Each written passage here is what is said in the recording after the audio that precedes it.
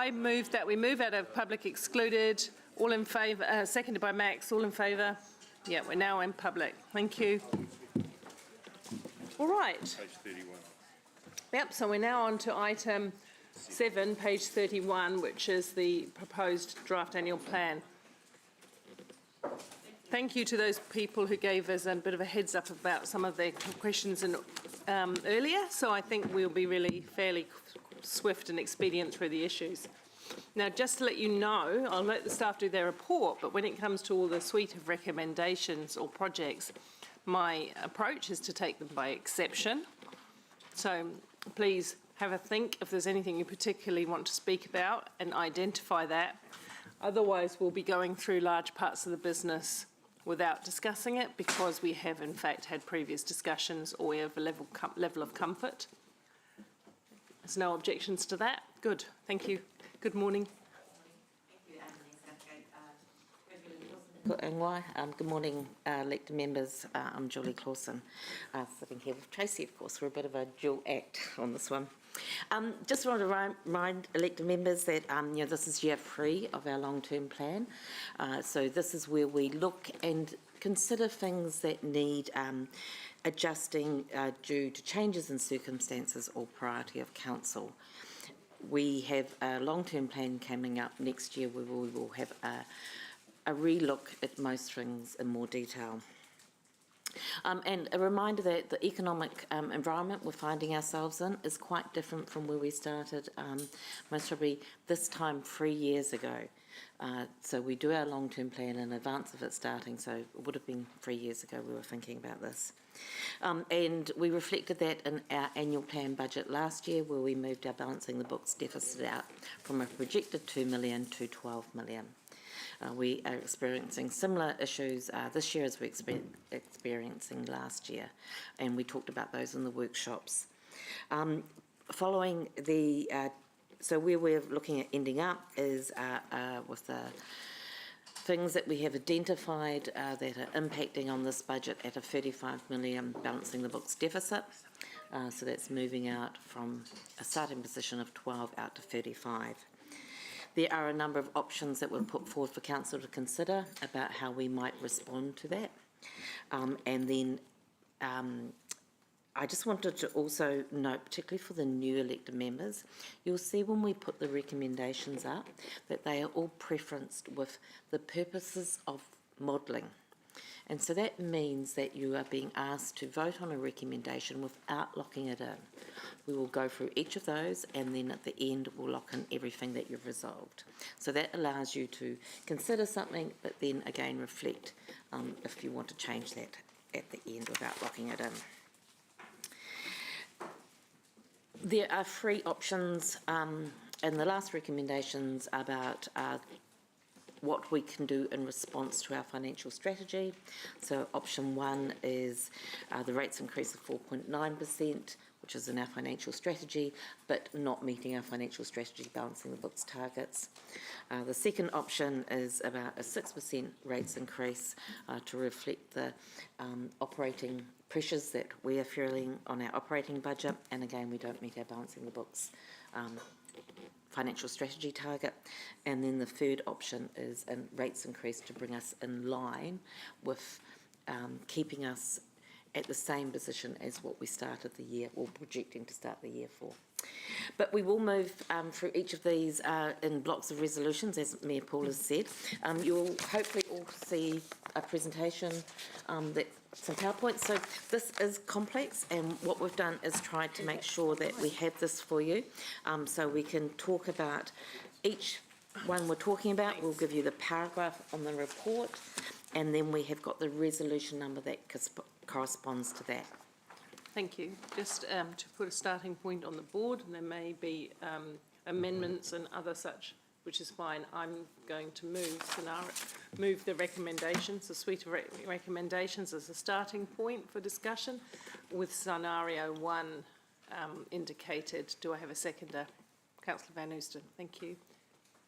That doesn't prevent anyone else from bringing an alternative. It just gives us a starting point for the board. It goes to show there's been good coordination from the Mayor and the Chair of Finance. Yeah, we haven't really discussed it, but thank you all the same, Max. Okay, so let's take questions. Councillor Wilson, you're first on the questions. Thank you. Yeah, thanks, Mayor Paula. A number of questions to you initially, Tracy. I asked for an indication as to what the projected spend on consultants for the next financial year. I wonder if you could update me. Sure, I sure can. So we currently have around $13 million sitting in the consultants' budget for the annual plan year that we're talking about. So a lot of that spend, so it's obvious, it's over about 20 different parts of our business. And it's a variety of spend. So if I take growth, for example, a lot of the spend sitting in that area is to do with district plan, remembering that's already been rated for. In the community area, you have projects like Nature in the City, and then a lot of it, you'll remember when we talked especially last in the long-term plan around the difference between starting a capital project and feasibility studies to start it. So again, just for the newer elected members, capital projects can only be started and capitalised when we've already made a decision about what we want to do. Pre-starting that, we call that the feasibility study. So that's when we go and look at options around design and those sorts of things. All of that is operating expenditure, and all of that falls into consultants. So there's a lot of project-based projects and consultants. I may have misheard the figure, because earlier this morning you told me that you thought it was roughly 40 million. What figure? Sorry, 13 million. Right. 13. So just help me understand, this morning when we spoke, where did you get the figure of approximately 40 million? Did you say 40? Yeah. Oh no, 14. Right. 13. So you're saying that it's 13. 13 million for the next financial year? 13, yes, Okay. 13. What's our payroll currently for the next financial year? 100, about 100.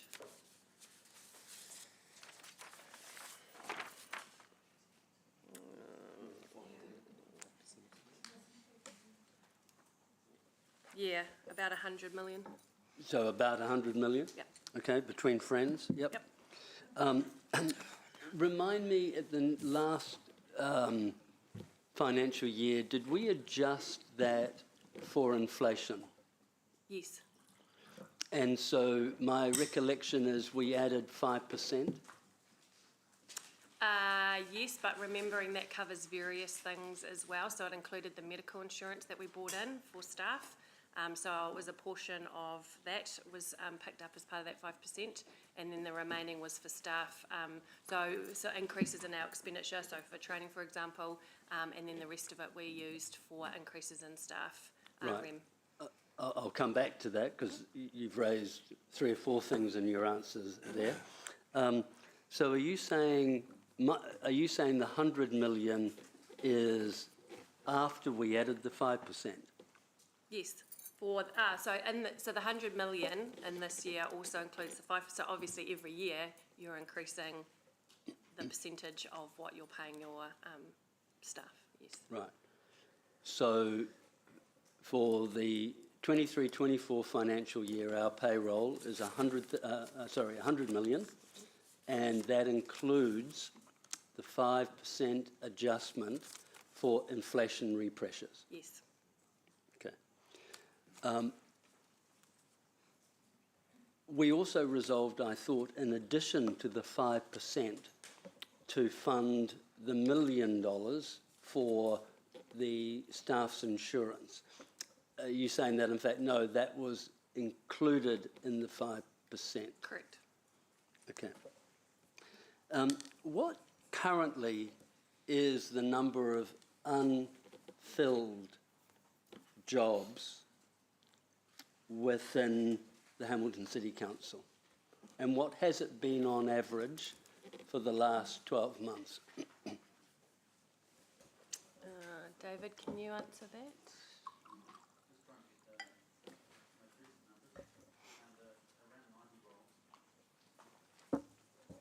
90 roles. And the last 12 months, what has that number been approximately? I mean, is that an average, or have we done a lot of recruiting recently? So I'm just trying to get an understanding. No, we had over 120 roles that were vacant, and we have improved that number, so we're just dipping under 100. So could you help me understand what sort of quantum that equates to? You know, so we're spending 100 million on payroll, but we've had 120 unfilled vacancies over the last 12 months. We're now down to 90. The reason I'm asking is if we were to implement an employment freeze for 12 months, I'm trying to get an understanding of what those 90 unfilled roles would save us as part of that 100 million, because I'm looking for some savings. Just remember that we already have a vacancy factor baked into our figures as well. Remind me what that percentage is? I think Tracy will have to tell me that figure. I think it was $1 million. for Okay, this great. current year. So we've already assumed of the 100 million, so the 100 million a year assumes that we'll also always have job vacancies, and that's worth $1 million. Correct. So help me understand, 90 jobs, what is that worth? Is that $1 million? Well, from a salaries perspective, those jobs range. So you've got a variety of salaries that they could be Sure. fulfilling, and a variety of timing of some of So, those. so help me, Tracy. We've taken an arbitrary figure of $1 million. How did you work that out? How many jobs is $1 million? It wasn't worked out, it was just part of the initial savings that was given to staff in the original LTP. So that was part of, excuse me, that was part of the savings that part of the Richard CE savings, identified yes. that he could make. So presumably Richard did some work about that at the time, or So I wasn't here then, so I Okay. don't know how Yeah. that actual original number came about. All right. So, of the 90 jobs that are currently vacant, we've obviously, having landed on the 100 million, we've obviously assumed those 90 jobs are in that calculation minus $1 million. My question remains, what is the value of that 90 jobs that are currently unfilled? So, Councillor Wilson, I can't actually answer that because the timing of fulfilling those 90 jobs, as David's already pointed out, we had 120 towards the end of last year, now it's 90. Those roles could vary from a lifeguard at the pools all the way through to a senior executive. Some of them can be fulfilled in a month, some of them are still unfulfilled 6 months later. And in some cases, we have to go and do things differently and backfilling those roles. So I can't answer that question. Fair enough, thank you. All So right. there's ins and outs as well, so people coming into the organisation, people going out of the organisation, there's costs involved in that. And also, then there's also the backfilling of people as well, so that we can actually deliver the programs, whether that's through a person on a short-term contract, consultancy firm, and it differs in various areas. Obviously, we don't really get consultancy firms to fill a lifeguard position, but Andrew Parsons and his capital projects, then you can get someone who comes in on either a contract or a consultancy role to actually deliver that capital project. So there's some complexity to it. So, thank you. I've only got a couple more questions, Mayor Paula, and the reason is I'm trying to find some savings. Yeah. There's often a discussion that we focus on just a few projects that the staff put forward. Okay, so the questions I'm are then- trying to get into the meaty issue of potentially trying to save some money. So when you said that we're currently budgeted $13 million for consultants for the next 12 months, and we have $100 million for payroll, contractors, short-term contractors that come in, what category do they fall under? Great question. So it genuinely depends. So as Lance has just pointed out, if that specific contractor is coming in to backfill an FTE, then they will get put into the external contractors line, which is part of personnel. Thank you. So there's not a third jar. There's not a budget line hidden somewhere in this organisation called contractors. You know, in addition to payroll and consultants, I've learnt that I've got to be really specific with the questions when I'm asking staff, because so I just want to make sure, Tracy, that it's 100 million and the 13 million consultant, and that's it. There's not another jar. Well, actually, there is. There is and another it is jar. called contractors, but again, that's for something different again. So Right, the so what's contractor, that- the contractor line is for us bringing in contractors. And what's that to do quantum? Pieces of work, like for example, in infrastructure operations, when they bring in contractors Sure. to do these. Sure. So you can see why I'm interested in making this inquiry. What is that quantum, please? That number is. One moment. Contractor. 50 million. Right. Now we're getting into the serious thing. So, really, we're spending 100 million in payroll, 13 million in consultants, and there's another $50 million for contractors. Right.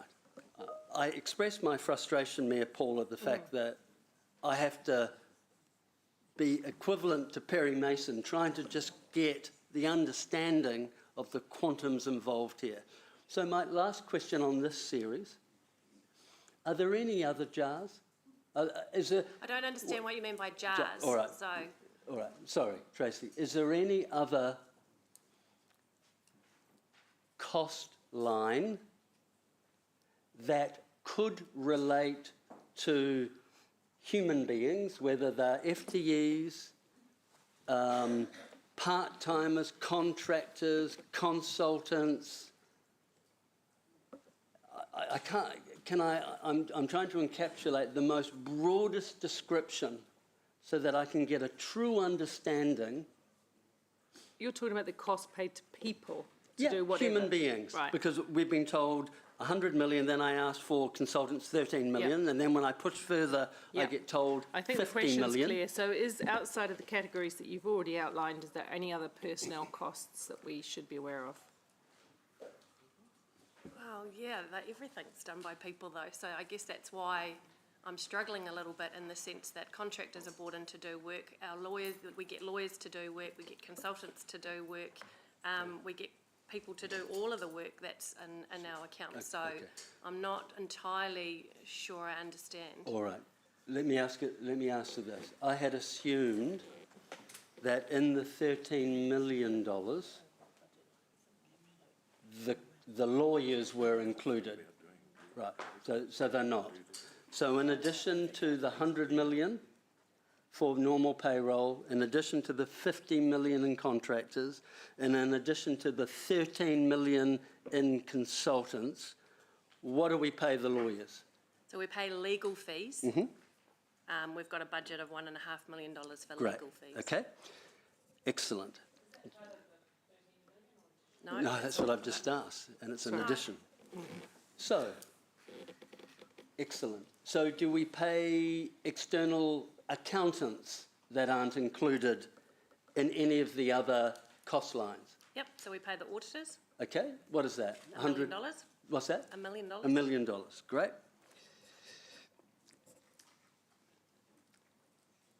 Okay.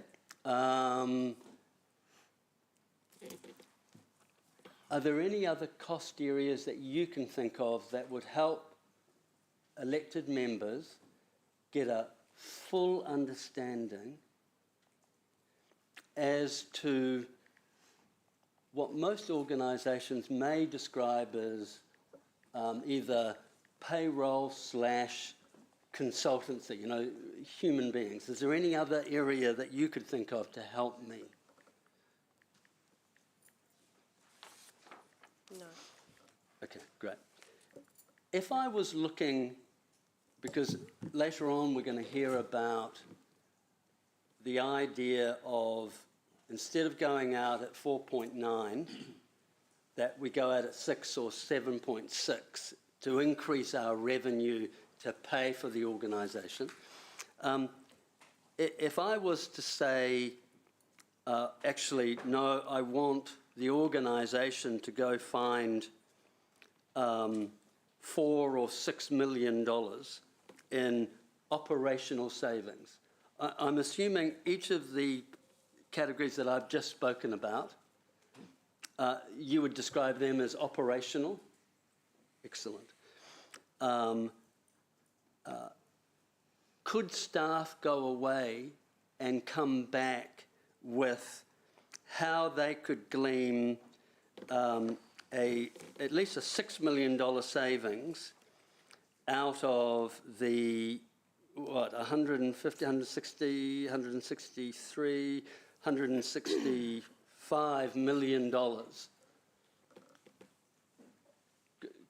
Because I guess I'm leading to the fact that we've already asked you to find $11 million in efficiencies. So the question isn't that complicated in the sense that staff can model whatever you like. So if you're proposing a $6 million reduction across those cost centres, which are all related to personnel, then we'd have to talk about the implications. But that's what you're looking for. Can some data be provided on what could be cost? Yeah, and Mepura, I'm really sorry because I'm going to bore you today because this is just the first phase of multiple questions. Because You're entitled to your questions. We just want to give the chance. My advice would be that we come back with projects or programs rather than looking at cost centres, because you could remove personnel costs, you have all your materials costs and those sorts of things, but you have no people to do the work. So I think you need to look at the whole thing around projects or programs and OPEX. right, and that would be great, Lance. I had assumed, obviously incorrectly, that you would have already done that. That because you have put forward some projects that you've asked to put off. Correct. So are you saying management is aware of some other projects that you could have a look at? Well, we could bring more for your consideration, but we've put a list up in here, Sure. and if there's a resolution for us to go away and look for more, we can come back with those and work those through with the council. Thank you. Tracy, on your expense line, I see you're referring to a sheet.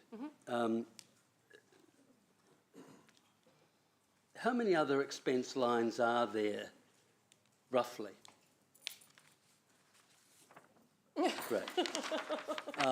And so obviously I've asked a couple of questions regarding HR, and we've got, human resource, and we've got to $165 million. I must confess it's a little more than I'd thought, but I'd obviously not been asking the right questions. Are there other areas that you feel you could now have a look at to try to put forward some other savings? So, Councillor Leon, I absolutely understand what you're asking today, but as Lance has just pointed out, it's really difficult to actually just pull out line by line by line and start culling it for that, because it is all interrelated by projects, and most of the work programs that the teams do are via a type of project. So Nature in the City has people, has consultants, has lawyers, has materials, has, and it has a whole list of things. So if you're going to look at it, you have to pull it all out. And remembering the other side of it too, we are heavily weighted in the personnel and the people area, because that's what we do. We're a service. We provide services. We provide, we provide things to our community. And that comes with revenue. So again, you'll remember when I'm in the Finance Committee and I talk about, yes, our personnel line might have gone up and increased to budget, but so is your revenue line, because we've been given revenue to do extra work or to do more things.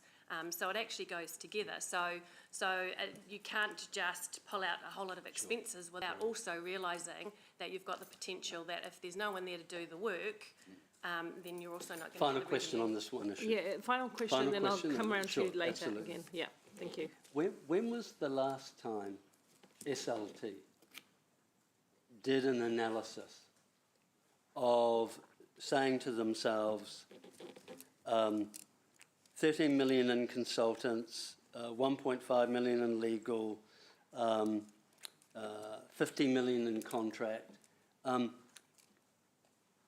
Could we look at actually, paradoxically, adding a few more staff, full-time staff, into this organisation, that would be at a significant reduction in cost versus what we pay for external expertise, to try to do an overarching efficiency gain analysis. So absolutely, that's exactly what we're doing all of the time. So that's what I asked. When did you last do that? I did it probably with ELT last Monday, to Okay. be fair. Great. So I meet with ELT every month. We go through the results and we look at them in each of their different activities. We do that on a monthly basis. I obviously do the same thing with you in Chamber. From a budget perspective, I go through everything with all of the GMs. I kind of do a Dragon's Den session with them, if you like, to review all of those sorts of things. So there is a lot. I spent a lot of time, and the team and the GM spend a lot of time in the detail. Okay, with your permission right now, you and I'm not going to stop your line of questioning altogether. I'd just like to bring in a few other questioners Sure. in and then come back to you, if that's I'll okay. happily come back. Yeah, so at the moment I've got Louise next in line and then Jeff, if that's okay. Cool, good. Louise? Awesome. You guys, you can hear me? Yep. Wonderful. So I've just got a few questions about the cat desexing fund, and I do have to preface this by saying that cat desexing is not the thing that makes me the most excited about council. So forgive me that I have a few questions on this. I was wondering if you could talk to just what the cat desexing fund is. Yep, so it's basically a grant that we give to a couple of the societies to help with cat desexing. Cool. Can I just clarify my understanding that it's for stray and feral cats and not for subsidising people's pet cats? Correct. Correct. There was a discussion around, you know, the damage they do to biodiversity, and then the feral cat population growing in our gully system and down by the lake and different places like that. So, and I think there's a lot on record from a certain gentleman in Wellington about how many birds are killed each day by a cat in New Zealand and that sort of thing. Yep. I know from my restoration work that it's, yeah, it's not great. Tracy, could you tell me, do you know how many other cat desexing funds there are out there, or other organisations that would fund this work? In terms of councils, we're unaware, and I'm not saying, we're just unaware of provides a fund such as this one, and they'd be reliant on other grants from other grant providers. Yeah, I wasn't thinking more about like other councils nationally, more about like who else would fund this work if we weren't going to within the Hamilton area. Yeah, they'd be reliant on other grant providers. Yeah. There are. But are there others though that would like fund that work though, or would this fall outside of the criteria of other funders? There'd be some funds that they could apply to, but in some that wouldn't. I can't right now state which ones they would or wouldn't, but under the biodiversity criteria, it would fit some other funds potentially. So Louise, when this was first proposed, if I can be of any help, when this was proposed from the floor by some councillors previously, those who came in submission, it was through the LTP, by the way, said that, you know, there was limited with RSPCA, which was struggling to continue to exist, and, you know, Pause for Life and a few others, but very, very little resource. That said, we have to decide whether it's our work or a different part of society's work to deal with. But that's the answer. At the time, there was just 2 organisations existing on the bare bones, I think, of their existence. But yeah, does that help? Yep, it does. Cool. The organisations that are usually the recipient of this fund, are they aware in advance of this meeting that we were looking to cut that funding for 1 year? No, we haven't had those conversations. No, they'll know when it goes in the draft. And they can Well, have yeah. And- I and we get would- at this point it's up for Yeah. consideration. And we Yeah. would talk to them straight after this meeting. Okay, thanks. Anything else, Louise? On a separate topic, I had asked Julie yesterday around of the three scenarios for the rates increase, what the monetary effect would be on the average ratepayer, so whether that would look like $50 or $500 for them. I was wondering if they had that information available. Yes, I do. So for the median household for Hamilton, which is around, the capital value is around $830,000 for what we call the median household. So the 4.9% increase is an extra $133 a year compared to what they're on now. The 6% is $162, and the 7.6 is $206. Cool, thank you. That was all my questions. Thank you. I have Councillor Taylor next. Thanks. Yeah, Southgate. Firstly, I just want a clarification on one of the questions Ewan was asking about the contractors and consultants versus payroll costs. Are staff satisfied then that we couldn't be saving money by employing more staff to do the work that is currently being done by contractors and consultants, which is amounting to about 63 million? You have actually looked at that and you're satisfied, or? Look, I'm reasonably satisfied. We do have, as Tracy alluded to, we've got a mixed model. You know, I'll go to the extreme. Andrew Parsons has a completely contracted out model for parts of what we're doing at Peacocks, because it's a finite project and it needs certain skills and that sort of thing, and it will end. And a lot of the money is coming from government. And then we've got, you know, mixed models, and then we've got models where we, like librarians, we wouldn't contract that out. Obviously, it's a public service, and we'd have those staff, you know, full time and that sort of thing. So, look, we're always looking to improve on that, Councillor Jeff. And as Tracy said, we review it all the time. And if there are areas, and I ask the GMs, you know, why are we getting a consultant for this when, you know, is it better off having a full-time staff member for 2 or 3 years? So look, we are doing that, but yes, we can be better. In this type market, it is challenging. Because it kind of feels a bit counterintuitive to me, because, you know, I would have thought we pay consultants don't come cheap. So, yeah, questions, please. Yeah. Well, that's a very, very short contextual start to it. And, you know, contractors, 50 million is one hell of a figure. So I'm just wondering, how forensically have we actually gone into this? Can I just qualify that? The 50 million includes things like, you know, people are doing, outside of our ARB team, are doing tree work, people who are, you know, fixing footpaths, you know, rubbish, all those sorts of things. So some of those are quite big contracts which have a mixture of things in the materials, machinery, people and all that sort of stuff. And it's actually better for us to go to the market on those and get those economies of scale from those companies that are, you know, that do that on a daily basis, rather than us having to set up something ourselves.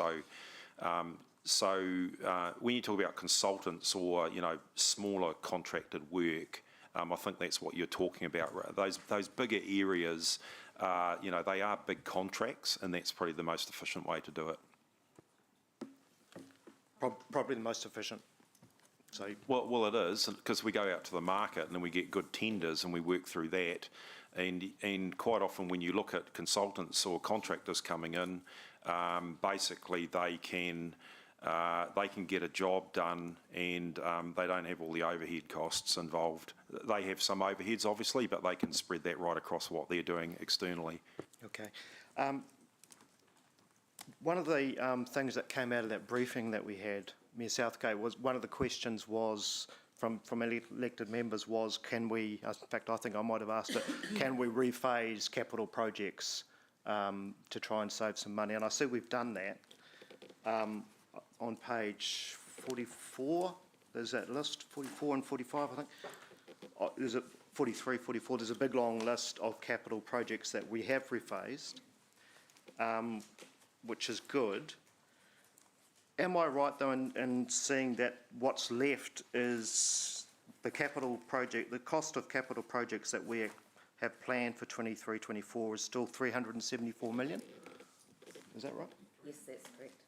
So what is the most we've ever done in a year for capital projects? How much have we spent? What's the most we've ever spent doing capital projects?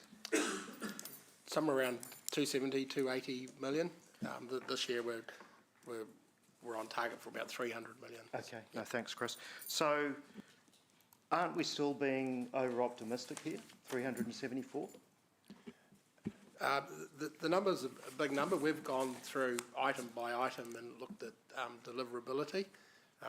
I think when you look at the program and how that's made up, 215 million of that is committed. So there's a lot of momentum over the last 3 years in building some big projects like Peacock. So there's a big number of committed projects there. It's quite a large number for renewals. So deliverability. We're confident we can deliver it. My only proviso to that, or qualifier to that, is we just don't fully understand the impacts of the current weather patterns and the cyclone and what that's going to do to the market. But I think we'll understand that as we work through the annual plan and by the time we move to May. But that's just a big emerging issue for us in a number of dimensions in our work programs. Thank you. So of that 374, obviously there is some that's committed. There is some that is, what was the other? Some is just part of our renewals and compliance Renewals, program. that's right. It's renewals, or it's got to be done contractually. We have no choice. Not always contractually committed renewals compliance, but I'm working on the basis that this and successive councils have told us it's a high priority to look after the assets we've got. Sorry. I meant the renewals. Yeah, I get that. But also then there's stuff that's contractually we can't get out of. We've got to do it. Yeah. I've used the word committed. It's not always contractually committed. And one of the examples is the SURF funding. There's about 32 million in that 200 million. So we've got another meeting to go through for infrastructure Next week. And Transport Committee to just confirm that. So that might change a little bit, whatever that committee decides in the work program there. Thank you. And Councillor Jeff, there's also land purchase as capital as well, which, apart from, the strategic property team and some lawyers and that sort of stuff, that's generally straightforward process, but the timing's always, has some nuances and some challenges to it. Got it. So just for so the 374 million capital projects, and how much of that is committed or renewals out of that 374? So committed is about 215 million, right. And the renewals is 86 million. About 300. And that leaves about 55 million, I guess, of projects which are not. Okay, no, thank you, that's really helpful. So I guess my question would be, again, we've never done anywhere near 374 million in a year. Why do we have such a large figure when we're never going to do it? We've looked carefully at a team and clearly we believe that we can do it. My only tag is just, that Cyclone Gabriel and just what might be happening in terms of some of those pressures. Okay. But because of the large amount of committed projects, and also Lance is right, there's some big property purchase ones in there, individual prices are quite big numbers in that figure as well. Okay, thank you. Thanks. One more and then I'd like to move through the questions. Is that okay? Okay, it's just on the same subject, so if I can just close that off, that'd be great. Absolutely. So the 7 million savings out of this, how did we reach those? Is that mainly interest and depreciation? I'll hand that over to Tracy, but that's generally the answer. Tracy? Yes, so you're talking about the 7 million that That's we're right, putting up. from rephasing the capital program. So what we did is we went out to the business and asked GMs and staff to look for specific projects where we can either defer the work for a year in many cases, or maybe just not do the work for 1 year. When we had the briefing, elected members were very clear with us that you did not want us to cut levels of service. So just taking, closing, for example, closing library hours for a little bit, making them a bit shorter wasn't something you wanted us to consider. So we went for a look for Pacific projects. So you'll see that they total to 2.3 million of Pacific projects that we're suggesting we defer for a year, effectively, and then reconsider them in the long-term plan. There is another 3 million of consequential OPEX. So just to give some context to that, consequential OPEX is the money that, when we look at our capital program, we need money to run that new asset. Are we still talking about the capital projects? Yeah, can I jump in? I think he's referring to paragraph number 8, paragraph number 8 of the report, and that's the $7 million, which is the $7 which is the million. saved interest and depreciation from the deferrals. Yeah. So the $7 million savings which came out of rephasing the capital program, what is that made up of? Sorry, what paragraph are you looking at? Because now you've confused me.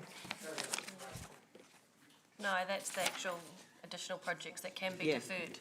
So Yeah. paragraph 8 is both operating and capital projects is what we're referring to in paragraph 8. So which is what Julie was just trying to explain.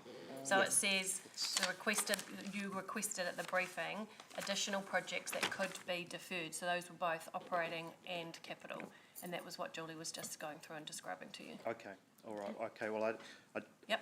in the interest of brevity, I won't dwell on that. The last question really is, so we've got 55 million in capital projects still in the 23-24 year, which aren't committed and they're not related to renewals. How much could we save if we knocked 55 on the head, or a good portion of those on the head? Just as a rule of thumb for you to have, so every $1 million worth of capital that you defer, it's about 100,000 OPEX from a balancing the books perspective, so that's kind of what it equates to. So that's a mixture of interest, depreciation and consequential OPEX potentially. So that's about what it equals. Thank you, Okay. thanks. Thank you. We can come around again once you might be triggered by somebody else's questions, but next on the list is Sarah. Thank you. Okay.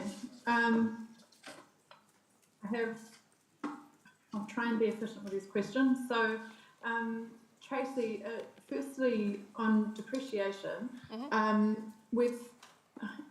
note that we have, in the last couple of annual plans, been a bit surprised, by increases in valuations, which I understand is actually, an increased cost in rebuilding or renewing, say, infrastructure. Is that, or assets, is that right? Correct, yes.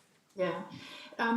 So I guess, has that increased valuation come from just general price increases then that we've been seeing? So yes, in the main, for things like the transport or the waters type assets. So the biggest ones that we've also seen the change in is obviously in our buildings as well. So as you know, Hamilton City itself has been increasing its value in each of our houses. So of course we own our own buildings, and that has an effect on our buildings as well. So remembering the whole reason for doing depreciation is to collect that money to pay for those renewals, which obviously with inflation and all of those sorts of things are going to get more and more expensive. But that doesn't take land value into account, right? No, we don't depreciate land. No. Yeah. No, it's just, you mentioned the increase in values generally, so that, just clarifying that. Okay, so my question then is, have we, to the best of our ability, kind of forecasted what depreciation's going to be going forward for the next year, the next or the year after that? Because we've seen it be higher than we expected in 2 annual plans, and I'm just wondering if we've been, whether we're forecasted it in a realistic way, so we're not surprised again. No, I can't actually promise you that, Councillor Sarah. So you'll remember every single annual plan, every single long-term plan, I will always caveat this draft budget with a couple of areas. One of them is rates revenue, one of them is depreciation, one of them is interest, and in particular this time around it'll also be the inflation number as well. So I can't guarantee those numbers because obviously between now and the end of the year, there's still a lot of work that we need to do behind the scenes, and every single decision that is made in chamber between now and then also affects all of those. So it is a vicious circle. When we put it in the model, it all affects one thing after another. So while my team does our very best to try and forecast those numbers, we will and do still get surprises around the revaluations that come back, because obviously we're trying to do them as close to the end of the year as possible, and it also depends on how far through the capital program and what that looks like as well. In saying that, I think we met budget last year just about on the dollar, so it ended up not being too bad. Okay, because are we seeing depreciation go up along with it? Like, is there a clear trend of it being the increase being similar to what we're seeing with inflation in our capital projects? It kind of depends. In actual fact, the one thing that we are looking at this year is we've actually had quite a large amount of vested assets come in to us over the last few years. So again, they're vested to us, and then we have to start putting them on our fixed asset register, which also then means we start having to pay depreciation. So that also has an effect as well. Right, okay. That makes sense, thank you.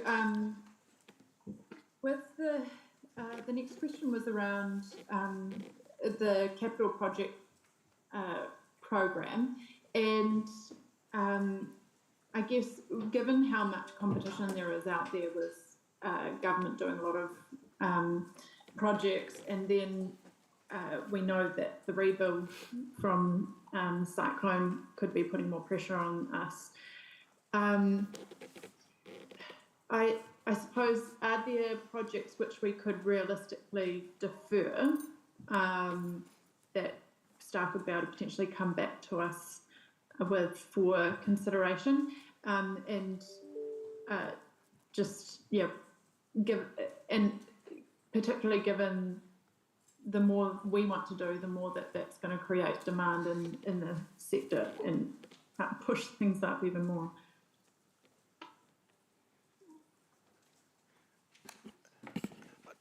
The starting point for that would probably be that list of 55 projects that are not committed. So, you know, the elected members can look through that list and decide if there are projects in there that they don't want to do.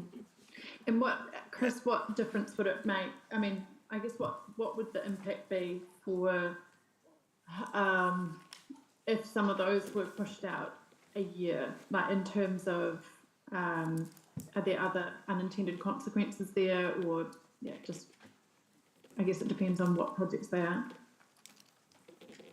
Yeah, I think it depends on what projects they are. Like, there's a mixture of projects there that have a lot of transport projects that have subsidy from Waka Kotahi, so you need to take that into account. The normal financial one, and if you push them out, you've got an inflationary up, but you have an interest saving as well, so it's a bit of push-pull if you move them out.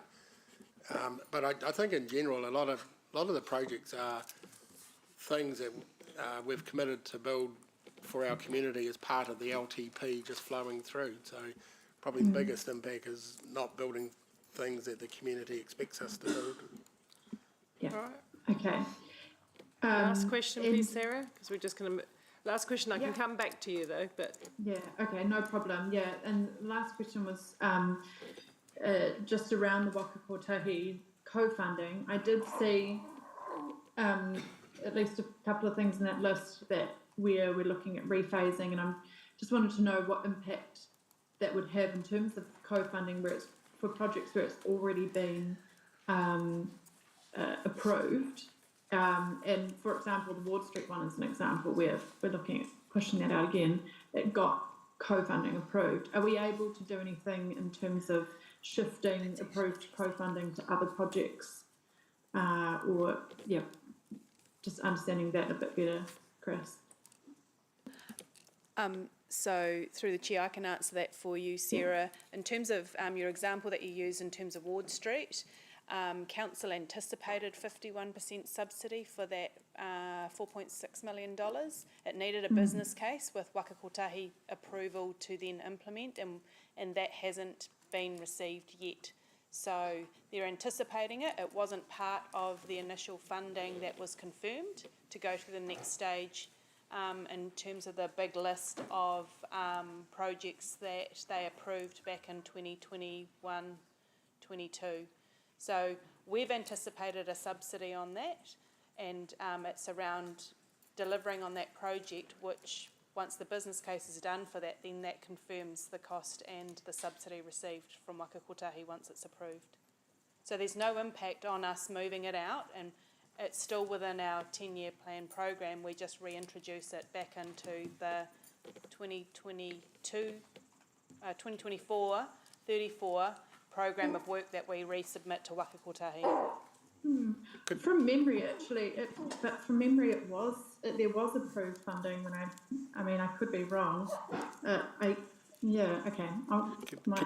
Could I just add one thing to that, Councillor Sarah? Like, we do have a meeting of the Infrastructure Transport Committee coming up in Surf, and as a philosophy, I think what we've looked to do is prioritise the Surf programs. Like, if we've got limited deliverability capability, it's better to go for the Surf because the subsidy on those is 90% or 100%. So if you want to maximise your subsidy, is to put our priority into that and then take our chances for the subsidy on ones that we push out. So we're certainly looking to maximise subsidy opportunity that's available now in the Surf program, which is a big program, 30 million in 1 year. But the amount of subsidy on that's enormous. Okay, all right, thank you. Thanks, Sarah.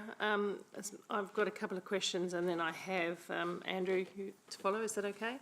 Just a couple of questions, because we are in an annual plan as opposed to a long-term plan where we have the full and broad public consultation.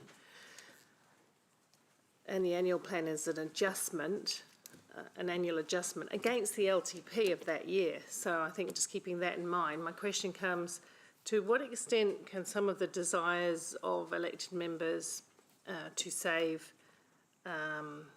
significance to not deliver on, or to save a lot of money from this annual plan, to what extent does that trigger, where do we get to a significance level when then we say, well, actually we've made such big changes to the annual plan that it becomes... Yes. That's a very good question. So to trigger an LTP amendment, we would have to transfer ownership of significant assets or start or stop services of what we deem as significant activities. They are defined in our significance policy. The things, if that you would be hard to achieve with what we're talking here. Yeah. So they're big things. It would be, for example, selling off the museum to someone, or totally stopping all of our museum services. Okay, that's I get you. Sort So of it's thing. unlikely, that's the point. Small ones won't trigger it. Okay. So in terms of Lance's comment that to get to the OPEX, we have to look at the project that sits behind it, to what extent would we know if that work comes back, if that's what's asked for, in deferring a project, what the future cost escalations on that project might be? I'm just mindful of what's happening in the construction industry with prices and labour prices as well. If we've talked about this a little bit, if we don't do a project this year, coming year, you would, and you do want to do it, you'd be doing it the next year, so it would be at next year's price increases, so it would incur additional inflation. So it'd be the 7+% inflation and whatever the corresponding. Okay. Just in terms of Lance, oh no, sorry, it wasn't. It was Chris. You said there were 55 projects not committed, and that we could see that list and we could choose from that list. It sounds like a little bit of a lolly jar, but from a time, well, which ones do we take out? That could get very messy. Would the staff be able to identify those ones that they considered could be deferred, as opposed to put it in the decision of governors to make those small decisions on a project by project basis? So just to quick corrections. There's not 55 projects, $55 million of Oh, 50 projects. million. We've already done that in developing this annual plan, so Yeah. you'll There's see nothing, in the... there's nothing else that staff would, We've just used our knowledge across the business of the things that we think important. But our main lens has been a deliverability lens across the program, and you'll see there's 190 projects that have been rephased out. So we've put a lot of thought into which ones we would be challenged to deliver and pushed out. So we've already put some of that thought into it. And, you know, if we can defer it, we have. okay. Andrew, thank you. Paula. Just two questions.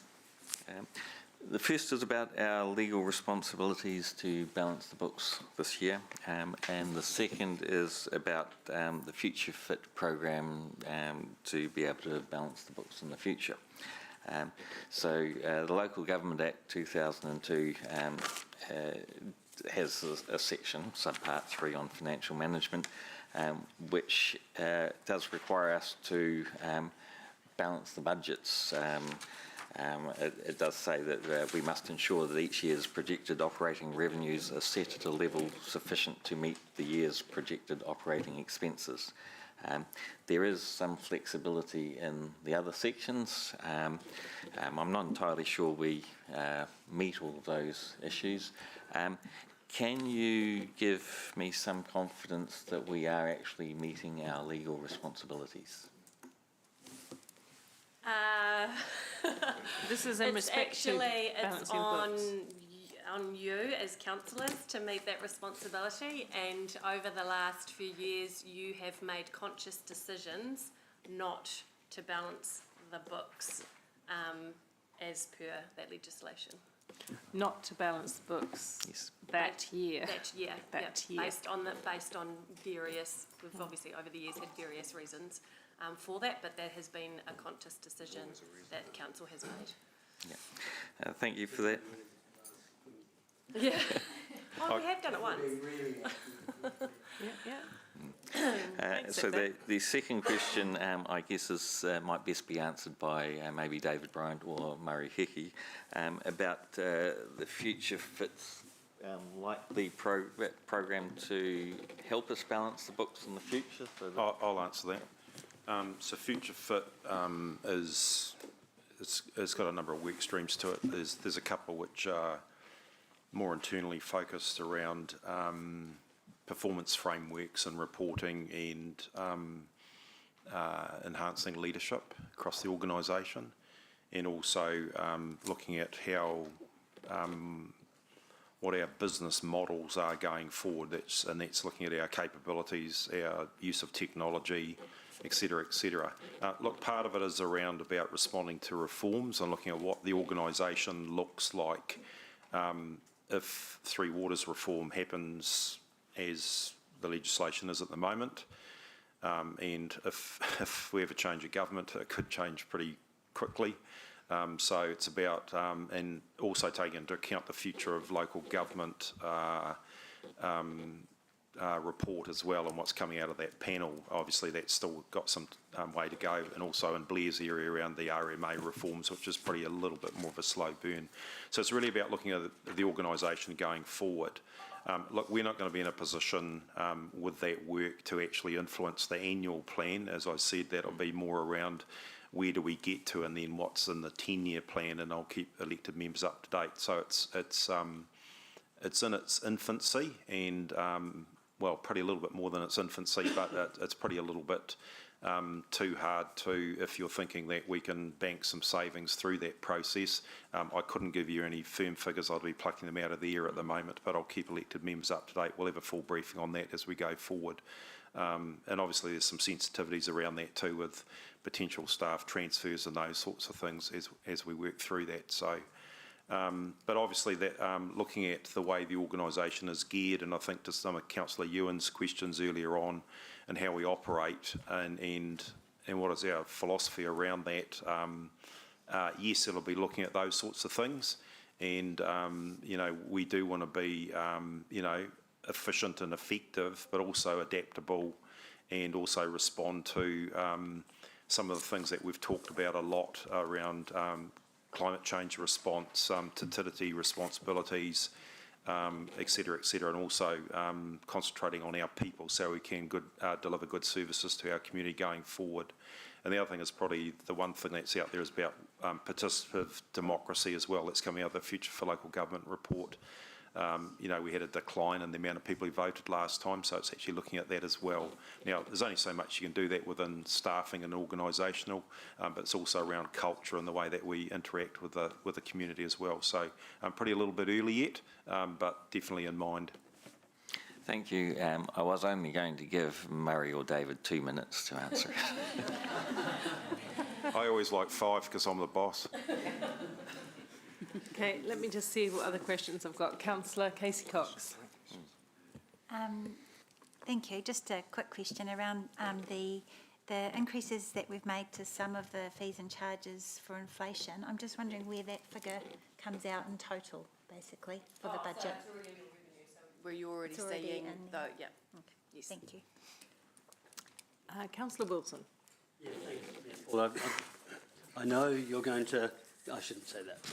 I know you may be tempted to try to limit the duration of my question, so I'm going to try to get the important ones in I want you to have your questions before answered. you silence me. My first question is in relation to page 40, and it's really an accounting question, which I'm sure our Chair of Finance will be totally au fait with.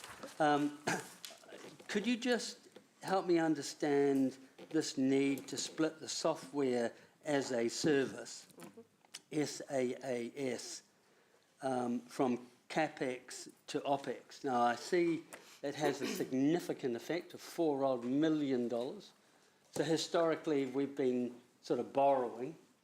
It's been, yeah? Mm-hmm. Is that correct? Correct. And now we're actually realising the true cost in terms of we're having to pay for it in our OpEx. Okay, yes, but no. So, yes, we were borrowing for it because it used to be part of our capital program because we used to own the asset. Software as a service is a new type of technology and we no longer own that asset. So according to the accounting standards, that now has to be expensed effectively as soon as we have that bill kind of coming in from the vendor. So we did that last year. You'll remember that at the end of last year's results, there was quite a large hit to the bottom line where we had to convert all of our spend that we had been making on projects from capital into our operating results. This year, because we've known about it, we've now brought that in as part of our balancing the books because effectively it is part of our everyday revenue and everyday expenses. So just clarity, is it an accounting standard or is it council's policy? It fundamentally has to be both. So it's an accounting standard, which becomes, because it is, and we obviously are audited, et cetera, it becomes part of our policy, and we've changed our policy. Right. Okay. Okay. Yep, significant. Okay. Question to the very talented Chris, General Manager, regarding deliverability of projects.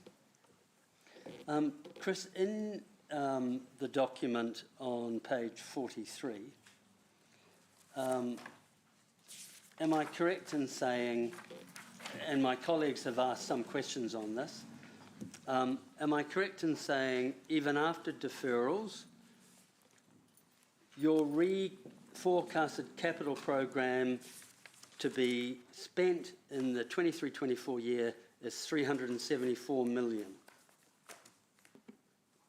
Correct. Wonderful. How much of that is on actual land purchase? I don't need the individual projects. I'm just trying to get an understanding of the quantum. I'd have to come back to you on that. I'd need to look through the list and just confirm that.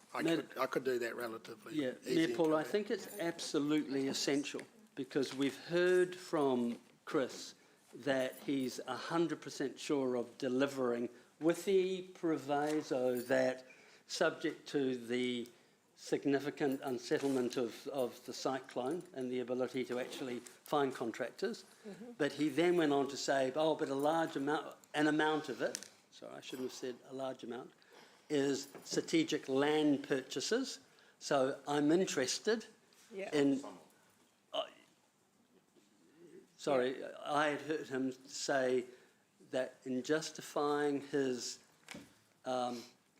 confidence around the 374 million that he's going to spend. Yeah, so he Great. understands your question. What's the figure? And have you got an answer now, or do we need to come back to it still? To be accurate, I'd have to come back, but it's circa 20 million. Okay, 20 million. Okay, well, then we'll come back with a refined. All right. Go.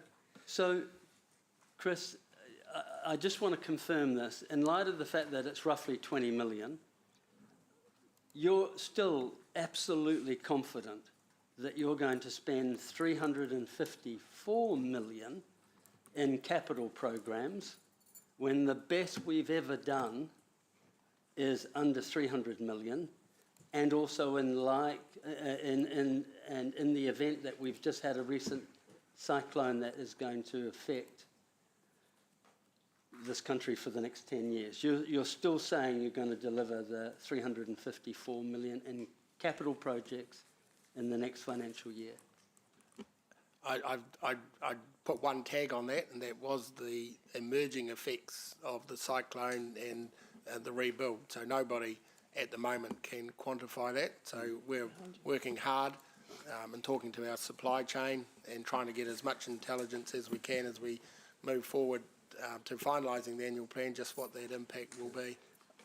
Have you heard the rumours from Downers, for example, that I've heard that they will be reprioritising a lot of the national resource to the cyclone-affected areas, and as such, reducing their ability to meet or satisfy new projects that are in other centres that weren't affected by the cyclone? I've also had discussions with Downer, who have told me that we are a preferred client and they will look to resource our projects. But to be fair on them, it's just emerging for them as well as it is for everyone else in the country. Okay, thank you. My last question of you, Chris. If I have a motion, it may be an amendment, or the Mayor may incorporate in her motion, because it is financially prudent, that we ask for staff to go off and look at additional savings of OPEX of $6 million.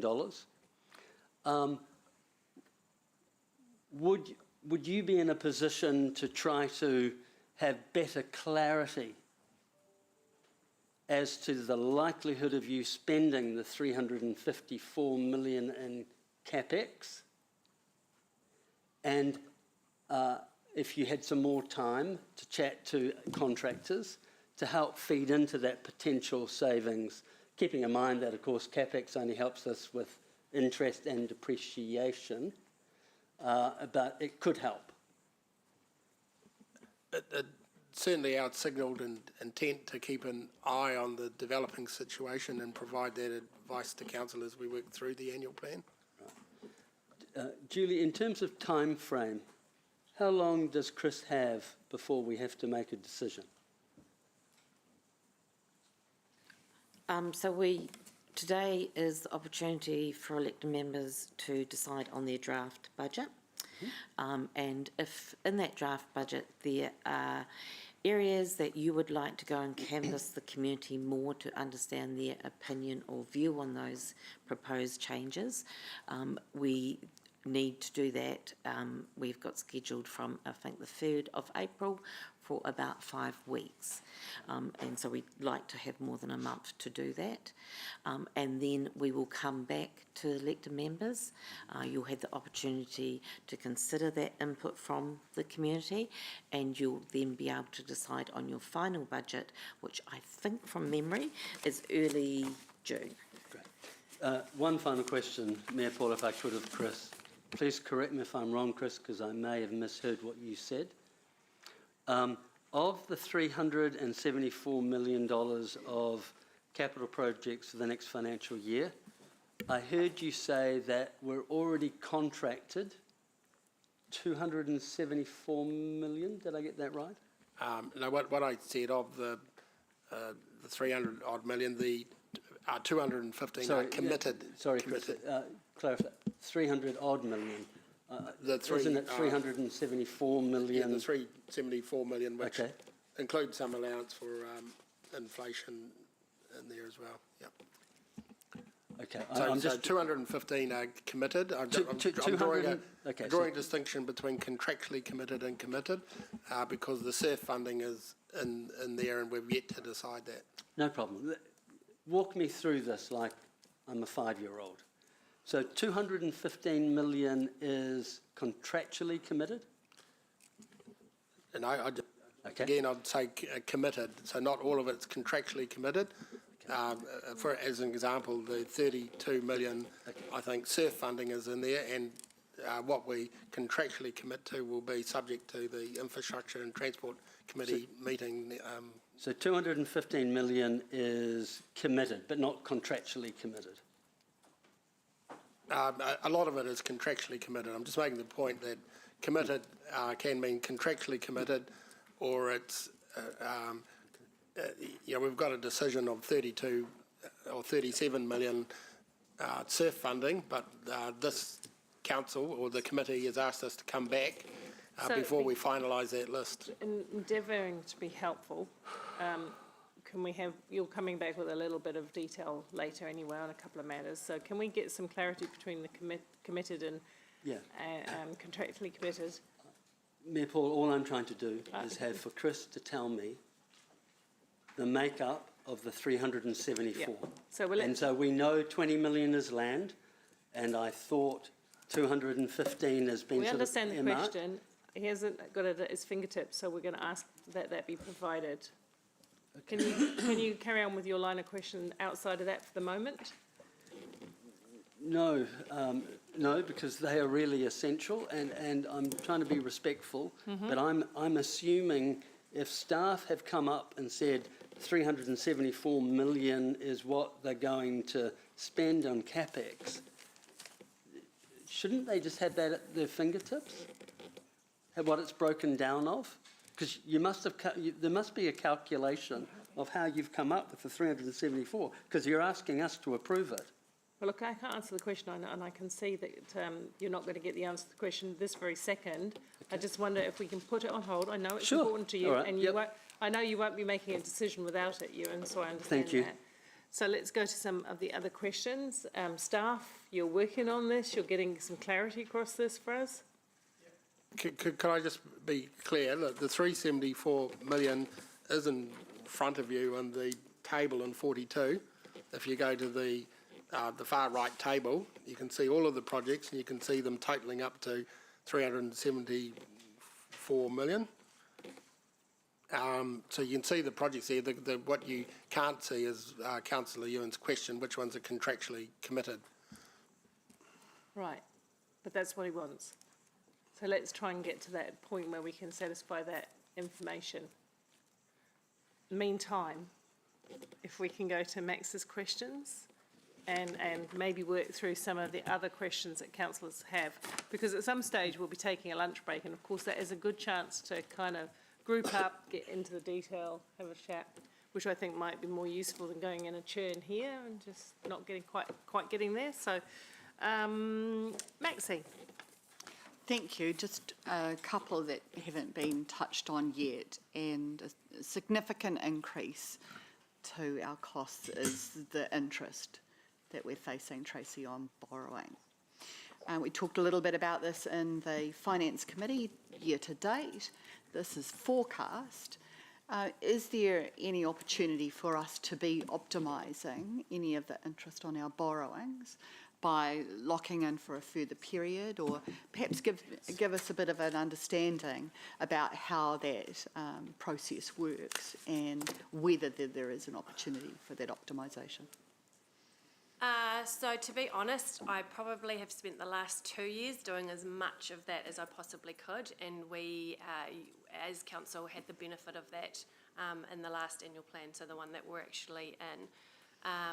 So most of the interest costs now is because we're obviously still half floating and the interest rates have increased, and also because our debt figure is obviously increasing as well. So those two things combined is why we have a higher interest increase on what we already had in the annual plan. And you talked about half and half. Is there a strategy around or reasons why we wouldn't make that higher than a 50-50? Potentially we can, according to our policy, raise that to as much as 80% in a fixed rate. Yeah, we 90% actually. Oh, We can 90, go up to beg your 90%. So yes, so as I briefly mentioned to the Finance Committee on Tuesday, the Three Waters and the debt that takes and what that looks like has been the main reason keeping that fixed ratio as what it is, because if the Three Waters debt leaves, then obviously we'll go potentially from 50 to 60 to 70 to 80 or 90% fixed. And that's not a position that I thought we should be in at the time. So it is something that we review. In fact, I review it every month, looking at those interest rates, looking at what we've got, looking at what we need to do, and I will continue to do that. Hence, going back to one of the questions before from Councillor Sarah about making changes, I will continue to do that. And if you remember last year, I think I brought back right at the very last, we'd managed to lock in some potential savings due to that, and I will continue to do that. And my understanding also is that there's opportunities throughout the annual plan year to make adjustments when we can or see fit through the Finance Committee. Absolutely, yes. Thank you. Thanks for that. Thank you. I've got a couple. I do have just one more Sure, sorry. question, actually back to Chris really, with regard to the capital delivery program and the potential $55 million of uncommitted or less than committed funding. And it's really just about when, in your view, is the time for us to do that? Is there a better time than another for that review to happen? And I'm thinking in terms of it being, is this today? Can it wait for further analysis? Is there even an argument that the whole of that strategy changes in a further financial year, perhaps even a long-term plan discussion?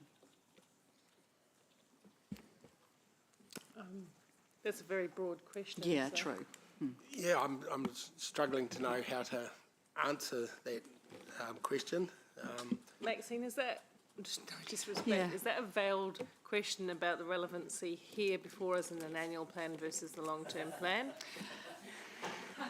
Look, Sorry, I'm just, yeah. it is.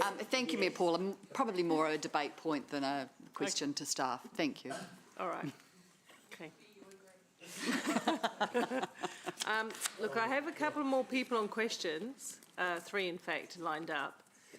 And then just so you know how I propose to run the meeting, so everyone here's on the same page, I've got Sarah and then I've got Anna and then Ryan.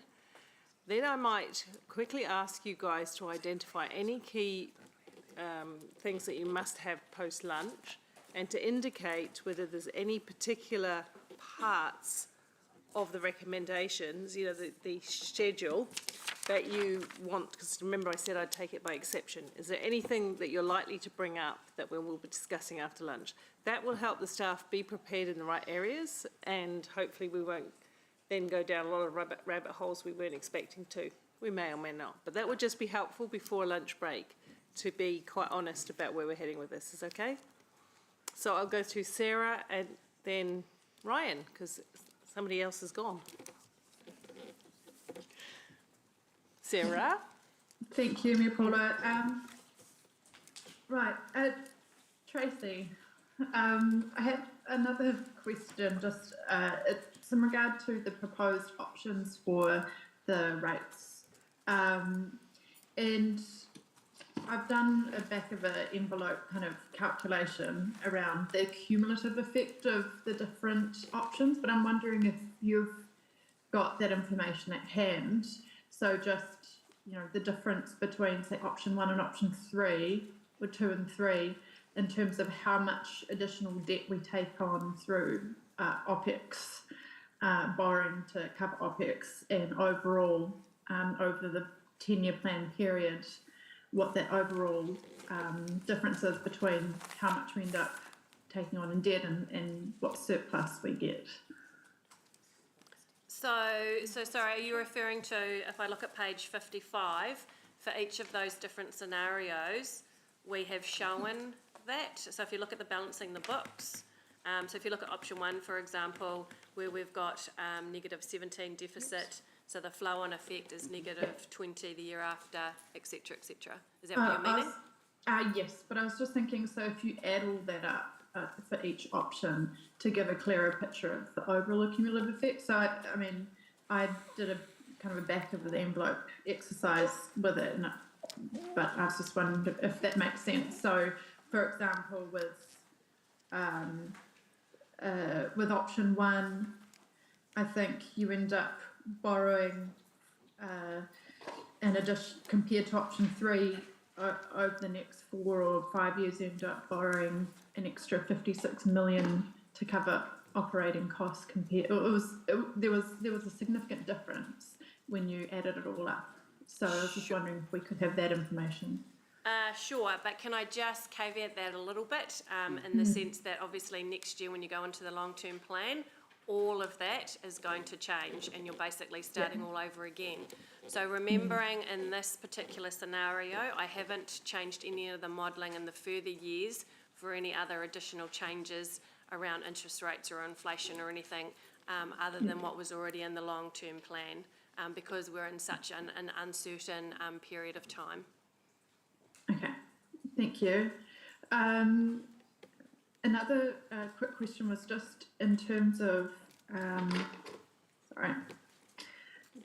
the rebates. So I think recall from last annual plan, we don't necessarily, we've got a certain budget for our council rebates,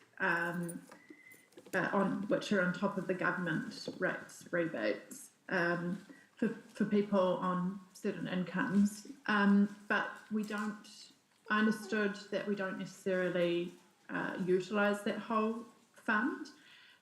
Do you have that information at hand around how much we actually used in terms of what's budgeted for providing rebates? No, I don't have it on hand with me, but I can certainly find it out. But you're right, Councillor Sarah, we do have a budget, and in the whole time that I've been here, we've never used all of that budget up. So we offer it as you imagine, we obviously go out for everyone that does the government rebate and we offer it to them and help them with it. But the council one is a little bit, stricter from its criteria, hence the reason why some people don't qualify for the council one. And just on that, so it could be difficult, I guess, to quantify the effect of any changes around our criteria. Do you think is it a promotional or an issue around people actually knowing it's there, or is it an issue of criteria being possibly quite stricter than maybe stricter than it needs to be given the budget available? So it's definitely down to criteria. So like I say, if you're getting a government rebate, we will offer up the councillor one at the same time. So one of the main differences between the two is actually around who owns the property. So if you imagine the government rebate is based on income, so if it's one person and their income, then they get to it. From our council one, we base it on who owns the property. So the idea being if the property's in a trust and it's owned by mum, dad and the 4 sons, then obviously we look at all of their assets and the trust assets and what that looks like. So fundamentally, that's probably one of the main differences between the two. Okay, cool. Okay, cool. Last question, please, Sarah. Sarah. I had one last one, and it's a really quick question, and then I'm done. and that was just the parking thing where we're adding in some items for parking enforcement. And it was just to Eva-Lisa that to what it, I'm just wondering to what extent will the additional parking enforcement resources that have been proposed address the current issues we're facing with, I mean, a lack of enforcement, along footpaths and various things. And is this, I'm just wondering if we've put in the right amount given the challenges we're facing at the moment.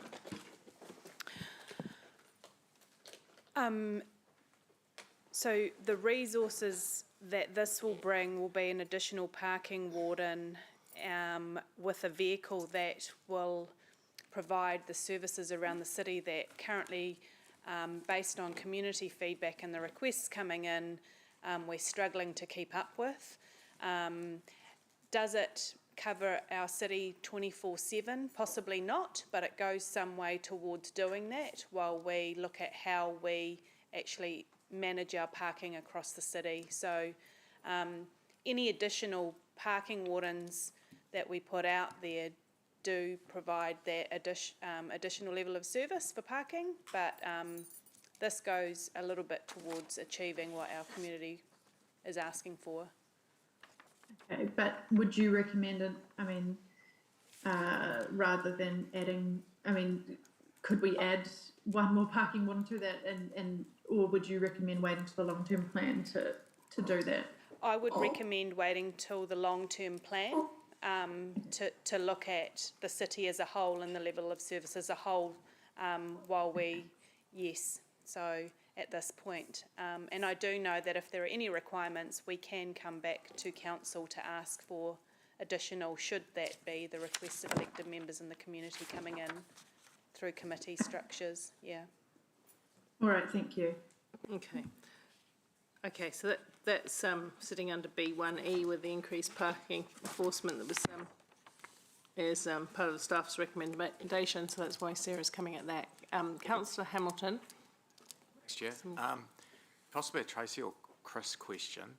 With the 374 million CapEx program for next year, which we've talked about is going to be a challenge in and of itself, the report that ends on page 45 defers 191 million and pushes that out into the next year and the next year. But I can't see what's the total CapEx quantum going to be for those 2 years, because isn't that potentially going to make them even larger again? Our view on that, you're then moving into the long-term plan discussions and what your program is as part of the long-term plan, remembering that long-term plan is likely to be with waters out, etc. So you'll determine your deliverable program as part of your LTP discussions. Just anecdotally, Chris, what would we be looking at as it sits currently for the 24, 25, 26? Page 42, in table 6, we have the summary for 24, 25 and 25, 26 in terms of that capital program.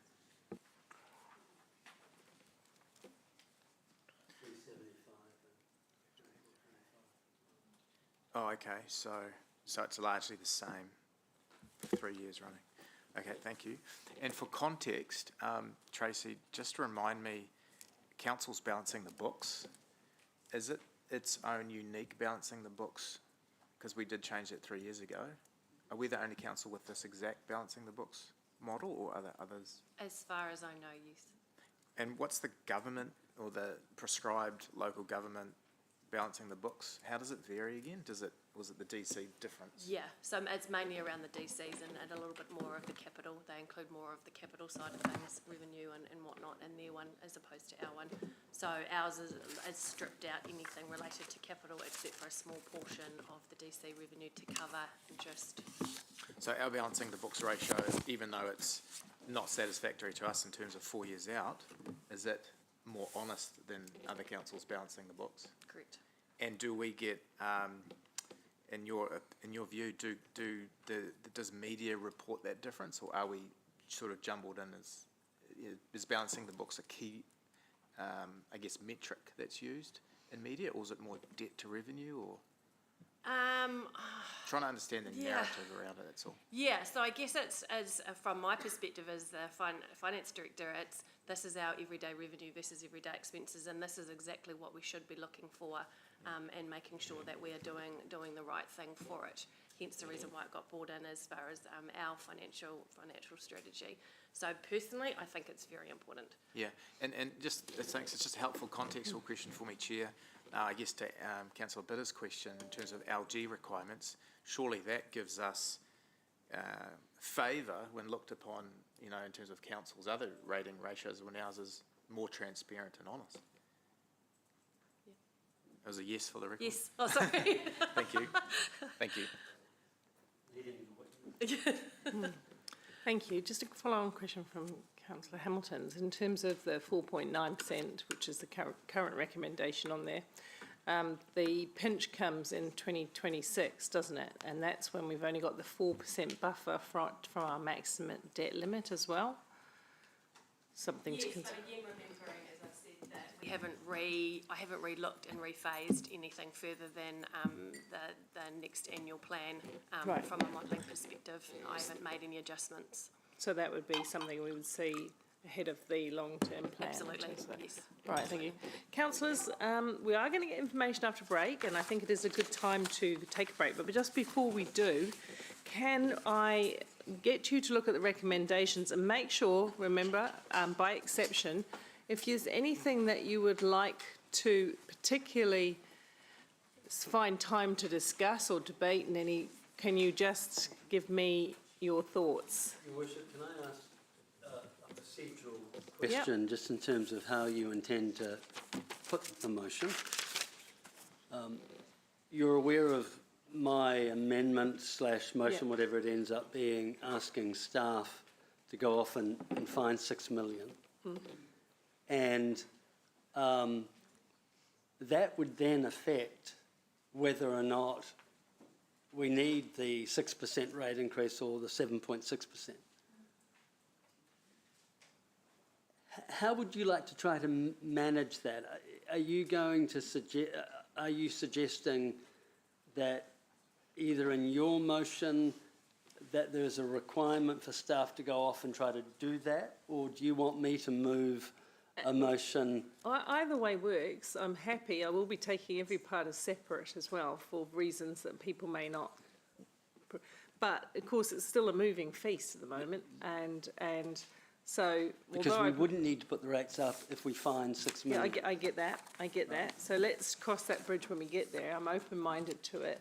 At the moment, it sits there as the base from which we're moving, and we justify from it. So how are we going to manage it when we come to voting on it? I'll let you know. I'll let you know if I'm Okay. going to. I mean, look, That's honestly, fair enough. No, yeah.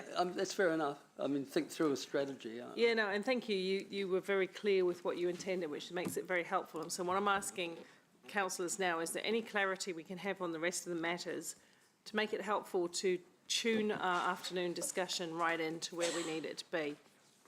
By exception. Otherwise, that list, which looks, I'm just going to say, okay, nothing on there that you want to discuss. So just flag some if you can. Louise already talked about cat desexing, and Sarah already talked about parking enforcement, for example, as 2 issues. Is there anything that we can expect you to, I know you can keep your powder dry if you like, but is there anything that it could be useful for staff to know that we're thinking about? No, so we're only thinking about lunch then. All right, we'll be adjourned now until 1:25. Is that the 45 minutes? No, 1:30. Is that enough time for staff? 1:30? That's 45 minutes, yes? Is that all right?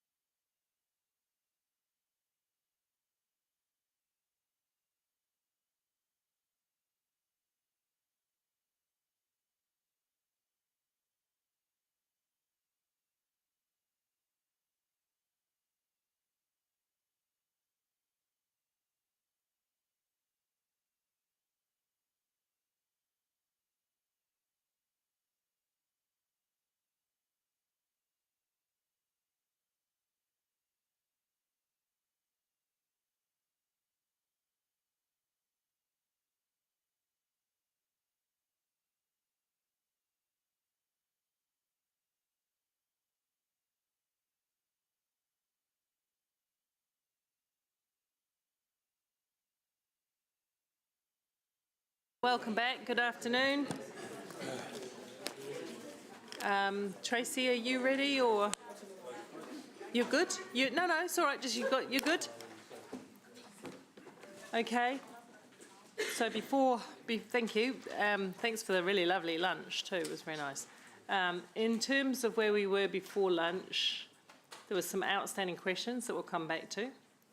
I asked councillors if there was anything that you wanted to take by exception. And the only thing that I've kind of noted that might come up as a separate amendment, whether it gets any buy-in or not, is the cat de-sexing, if Louise is still on board and if she's still, there she is. So she'll probably bring maybe the retention of that in. So I think Sarah was satisfied with the parking enforcement answer that she got to her question, so I don't think she doesn't. Sarah, you were happy with the parking enforcement? Yes. Okay, thank you. So that's not likely to come up, and nobody else has identified any others. So hopefully we can take it as a sweet, talk about the substantial debate, and not fall back into little rat holes of projects, because you've had lots of chance to say about those projects, right? Excellent. So let's start with the particularly critical questions that Ewan asked before lunch, and see if we can get a common understanding about those matters. Chris, do you want to speak to that? Amy, you should have something Sarah emailed you, if I could talk to that. It's just a simple table. Yeah, can you guys all speak a little bit more closely into the microphones, because our people back home can't hear and it gets it's a funny room. This is a weird room. Just saying. Okay. Oh gosh, that's quite small, isn't it? Can you see that? So elected members, I've just tried to drop our previous conversation into this simple table. So starting at the top, the proposed capital program is the 374.83 million, and you can go to paragraph 41 and 42 of the report. And paragraph 41 is a summary of how you get to the 374, and paragraph 42 is that detailed list of every single project and how you get to 374. So that 374 is made up of these components. So it's made up, there's $86 million of renewals and compliance in there. I've separated that out on the basis of what I indicated before, like successive councils have wanted us to do that program and not pull back on investing and looking after our existing assets.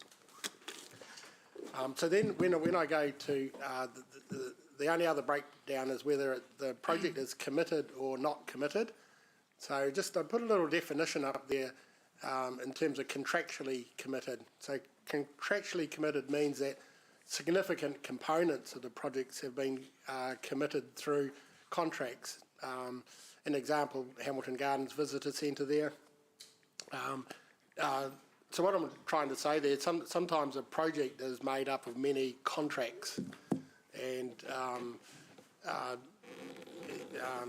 sometimes a lot of times there's a main contract, and the main contract will be committed, but there's other contracts that we need to do to complete the project.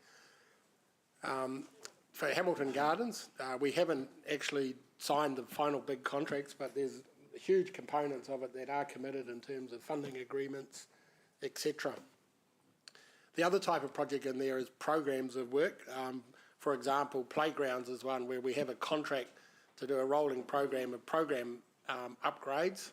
So councillors could, if they wanted to, go and stop the playground upgrades and there'd be some contractual impacts, but you could do that if you want. So there's a number of programs in there. Another program is our erosion control program. So we have a contractor committed to do a program of works over a number of years. So there are some projects in there that you could go and cut if you wanted.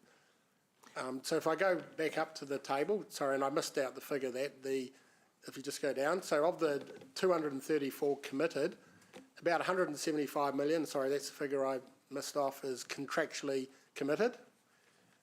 Of the 234 million, 32 million relates to the SURF funding, which is going to be subject of the transport, the Infrastructure and Transport Committee meeting this week, I think, where you're going to look at that and which ones you want to go ahead with.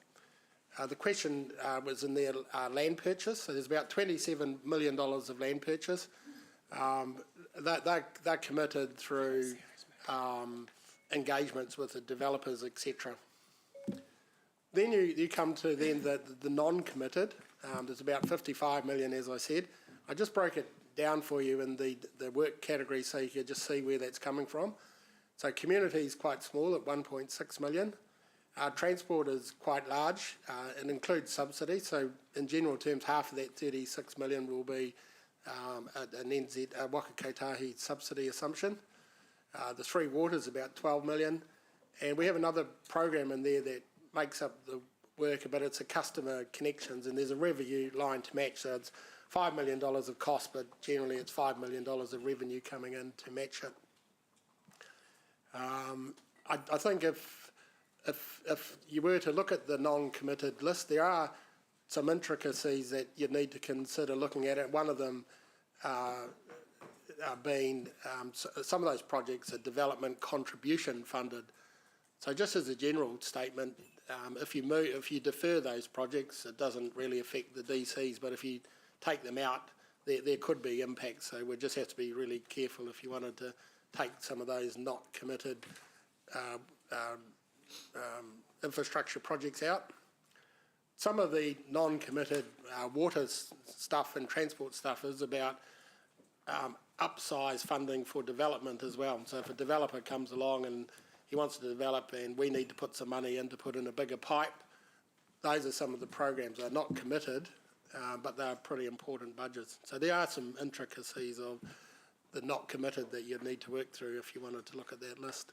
So happy to hold it there and answer any questions to see whether I've hit the mark and what you were hunting down, Councillor Wilson. Can I just start with a quick question?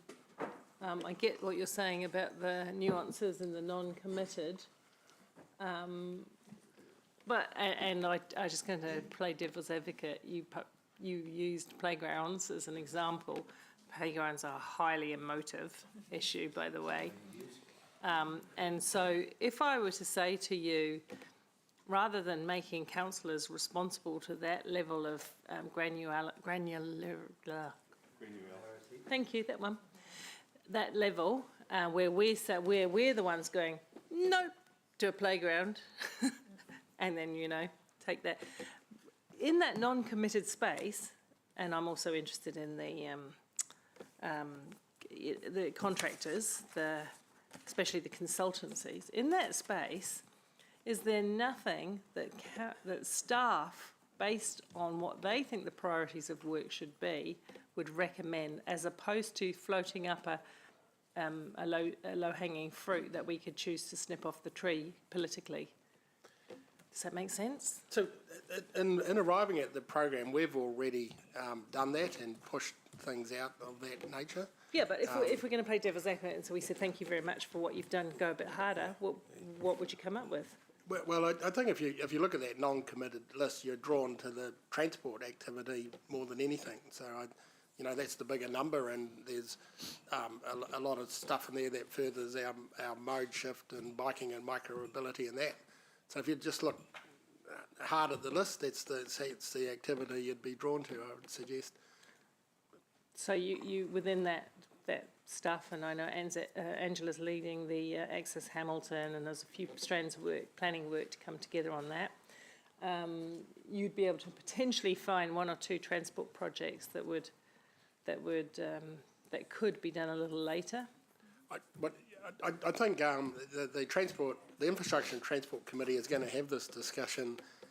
It's a pity they didn't have it before this meeting, but this week in terms of the SURF yeah, but one thing program. should inform I get you, I agree, and in fact one thing should inform the other. So if we squeeze that amount a bit more, then that has a flow-on effect to that conversation, and vice versa. Had that conversation been had, it might have had a consequence on this. They're just not lined up, which isn't helpful. I'm not trying to be difficult. I am trying to play devil's advocate because I really want to, and I think it is our opportunity and actually it's our responsibility as governors to really put the pressure on staff to have as many realistic savings as possible if that's the political will of this council, right? Just one other question, Chris, on the waters stuff, given the transitional time we seem to be facing, never mind the reset, whatever that might look like, how does that 12 million and 5 million fit within there? Is that stuff that the transition authority would take over, or no? I think if you look at the $5 million one at the bottom, it's a money in, money out, so it's a customer connection issue. So if they want a connection, New subdivision, etc. Yeah, subdivision. We do the work, and so we've got to have it in our program. But the revenue will match the cost, so there's no point in playing around with that one. That will be what it will be. In terms of the rest of the waters, there are some funding in there just to deal with managing growth, as I say, for upsize programs, and it'll depend. It's third-party dependent. Now we've already pared that back a little bit in some of our assumptions in arriving at that 12 million. Yeah, but it depends on the growth. Like the council could choose to push some those types of programs out 1 year, but be prepared to bring it forward if the development arrives and we need the funding, and bring it forward through the finance committee. So you could push that one a little bit harder. That'll be part of the $12 million. And in terms of your other question about the DIA, generally they expect us to just continue business as usual.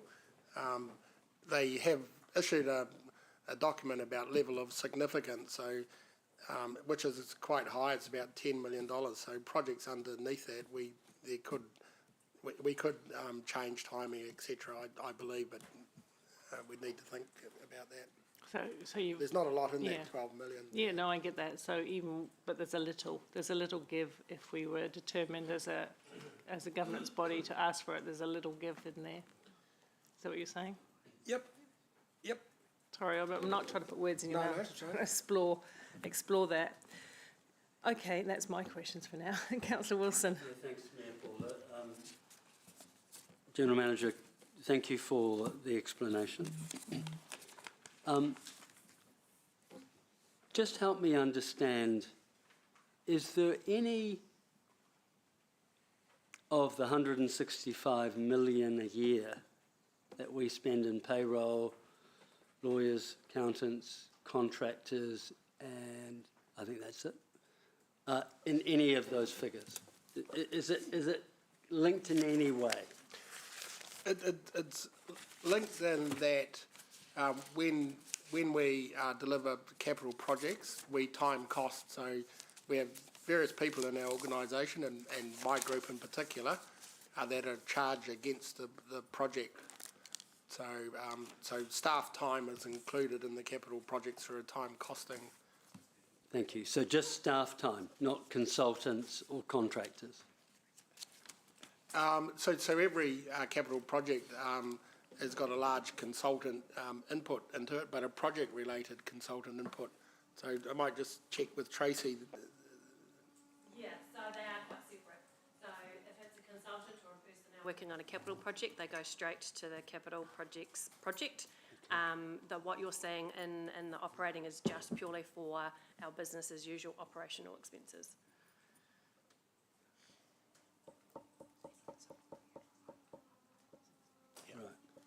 Okay.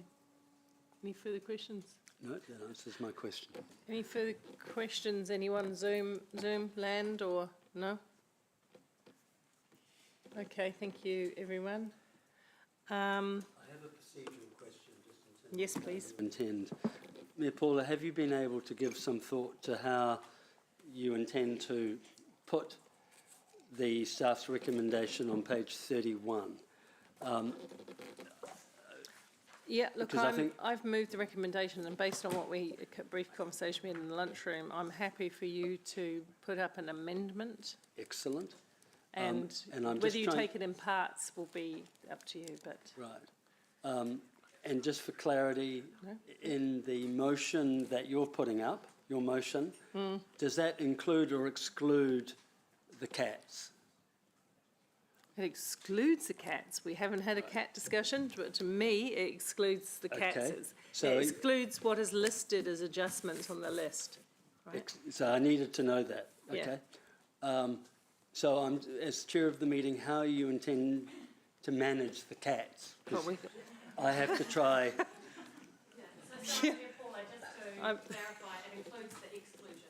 That's right. Sorry, that's what I meant. Yes. oh, so you're accepting Louise's, No. I'm accepting all of these exclusions. gotcha. So Louise will Gotcha. have to persuade me or anyone else to the merits of Excellent. keeping it in, because at the moment, from my point of view, it's out. Okay, and just to And- remove any ambiguity, how do you intend to do that? Are you going to actually take that point out By and exception. debate it? Yep, absolutely. So if I'm putting my amendment, can governance guide me whether or not I don't particularly want to go item by issue? No, we're not. I'm going to take all of them, with the exception of the ones that have been identified, and the only one, Which is the cat. which is the cats. Meow. Are you happy with that? Excellent. Yes, so, yeah, hang on, or just, Councillor Taylor? Yes, we take the cats first. Well, then- yeah, I and then- might, and then we- I yeah. might well. Get that over with and then have a debate about it. Yeah, I might well do that. Yeah. I'm just at this point in my thinking, I've just taken it I'm just trying to work aside, out. right?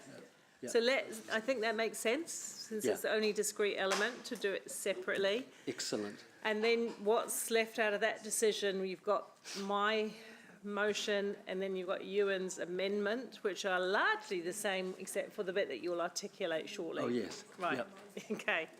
So Louise, what is your motion in? Sorry, yours is the motion, which is? I'm taking out, yeah. What's your amendment in relation to the cats? Thank you. Carmen did just have it up on the screen, but basically, I'd like to propose a compromise of, instead of removing the 100,000, there was a note in the staff report around potentially cutting the fund to 50,000, and then basically just another comment around ensuring. Sorry, was there another comment from the floor? I didn't quite catch that. No, sorry, some people muttering, but if you can't, you can hold your muttering, because it is really hard when you're on Zoom. Sorry, go, Louise. It's hard, any noise. So just to request that staff work with the affected organisations to find other sources of funding, just because it's, I think it's important. It's the short answer. Okay, so let's have a look at your wording. Is it up there? Okay. So we're going to go into, well, you've clarified it. Are there any questions of clarity from the floor? Yeah, no, I'm going to check with Sarah. Sarah, is your hand up due to cats or something else? No, not the cats. Okay, so that's all right. I was just wanting to foreshadow an amendment to the main motion, which has proposes option 2 for the rates increase. Right, okay. So now we've potentially got the motion and amendment and foreshadowed amendment. We'll step through that, because this can get quite complex. Thank you for that. Correct. And it also notes requesting staff come back to a briefing with further cost reduction options. But yeah, as just a request for a briefing. Thank you. Thank you. All right. So just bear with me while we step through each part of that. We're back to the cats. Louise has made it quite clear. Are there any questions of Louise of clarity, because we haven't discussed this in questions, or shall we go to the debate? Any questions? No. Okay. Louise, have you got a seconder? Yes. Thank you. You moved it, so you can now speak to it, and then, of course, you have a right of reply. Cool. So I'm really coming to this from quite an objective point of view. Like I said earlier, cap de-sexing is not the thing that makes me really excited about council. It's not like we're talking about trains or swales.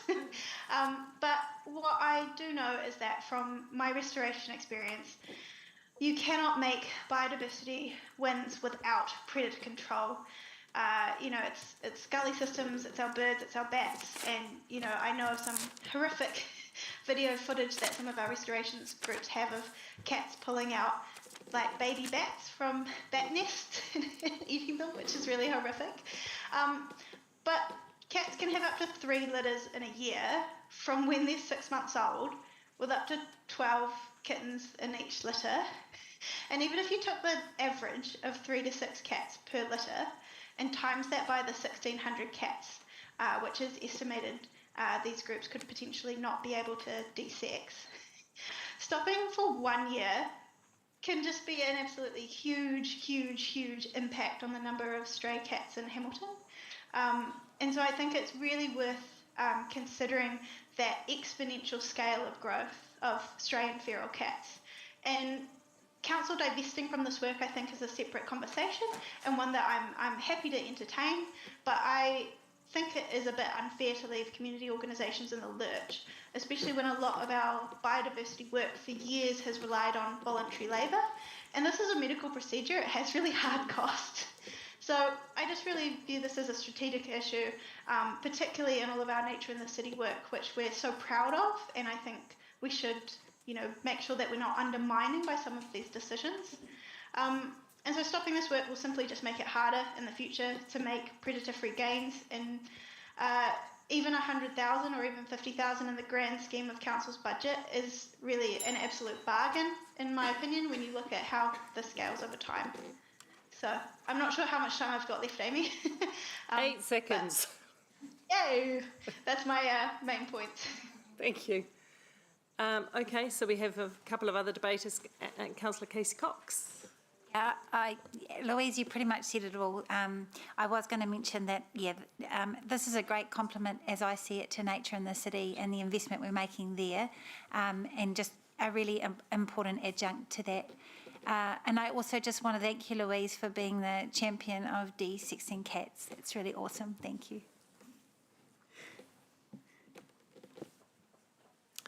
Sorry, Councillor Taylor. Yeah, thank you, Mayor Southgate. I've just had Andrew next to me say that it would be a catastrophe if we lose this funding, and I think it's a fair point he makes. I'd say it was a pretty perfect comment. Look, this is one project that I remember when we brought it in, and I remember the situation when we brought it in, and we've seen an impact from this funding. And we've traversed the issue of can they get their funding from elsewhere, and there isn't anywhere else where they can get significant funding to move the dial. We've got a compromise here. My understanding is we've put up 50K, so we're not asking for it all. But the impact of pulling this funding completely is going to mean 1 or 2 years we're going to be back to where we started, or worse, and all the good that was done is going to be completely undone. And so I urge us just to think about this seriously, the practical impact that this has. There's an awful lot of things that this council does that are kind of theoretical, and reports about stuff in this building and all that sort of stuff. This is something out in the community that's going to make a real tangible difference if we pull it.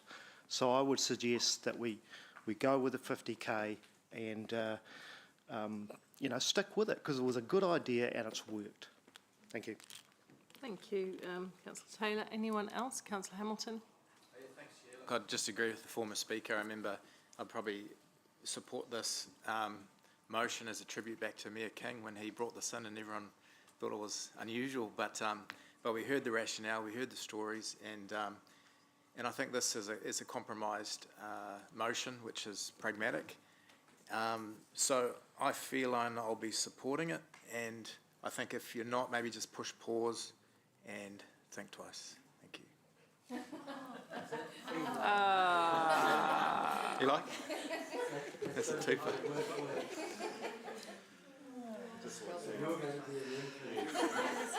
Councillor Bidder. Thank you, Mayor Paula.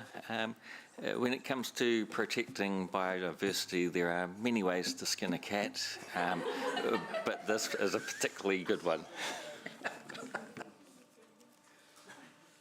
Is that it? Oh, thank you. Thank you, Louise, for putting it up. I appreciate the honesty of the debate and the views. I'm just going to say my bit. I think they do a great job, the charity that have been doing it. Do I think it is core work for council? No, I don't, unfortunately. Though pest control is the responsibility of the regional council as well. So, but I do see that, you know, we shouldn't be splitting straws over something, and we should give an organisation a chance to find additional funding somewhere else, or to transition, or go knock on the door of the regional council who does pest management or whatever. So I'm happy to live with the compromise in this. It's a very small compromise. In fact, what we've been talking about today in the millions, this 50,000 doesn't even scratch the surface. So I know. No, that was accidental. But yes, so yes, it was excluded, and I guess if it comes back in, it comes back into the suite. But that's where I think. And look, to be honest, there are lots of our community who came to us in the last long-term plan, very, very heartfelt on this issue. They will also be able to have a say when it goes out, and we'll hear how people feel about it. And that's a natural part of what we do here, hearing from the outside world about what they think of our decisions. All right, excellent. Anyone else want to talk on that? Oh. Councillor Donovan. I didn't even hear it. Was it funny? I missed it. My 9 lives. Oh, it's 9 lives. Okay, all right. Thanks, Mark. The cat lovers all around Hamilton are despairing right now. Councillor Wilson. No, I've decided. Yeah, give up when you know when you have to give up. All right, let's go to the vote, please. And this is for the half. Do I not get a right of reply? Oh, yes, you do. You do. I really spent a lot of this time considering how quickly I could come up with a cat pun. But I'm so sorry. I have to let you down. But I just want to just thank the other elected members for being really open-minded on this and appreciating this work that happens in our community. Thank you. Let's go to the vote.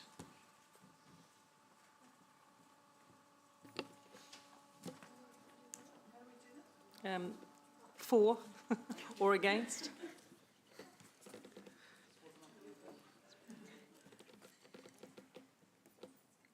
Amy, we are voting on the amendment first. Yes, we are. Thank God. Sorry, I was just doing a quick count. The amendment is carried, noting that Councillor Wilson is dissenting. Your Worship, just a procedural point. Yeah. In light of the will of the meeting, I guess I have to change my amendment to show the $50,000 reduction. So those who would support my amendment will still get the funding towards the cats, because I've heard the will of the meeting. And the same is, that's a democratic decision, the same with my motion as well. It's back in there, okay? All right. So we go to the amendment first. Can I have 1 moment? Just for clarity, we've put in for the purposes of financial modelling throughout the staff recommendation in the language. I could be wrong, but I believe that we're going, at this point, we're not going to do by parts all the way through, so we won't need to do further modelling. Therefore, we'll remove the words for the purpose of financial modelling from all sections throughout. It just may take us a second, so if you see it in the wording that flashes on the screens, that's just us trying to quickly get them out. Yep. Okay. Fair enough. Everybody you. understand the rationale around that? Councillor Ryan? The motion is as per staff recommendation. And councillor Ewan, what is your distinction? Yeah, I was, Mayor Paula was going to give me an opportunity, Yeah, I and am. here's Okay. that Next. opportunity. Yeah.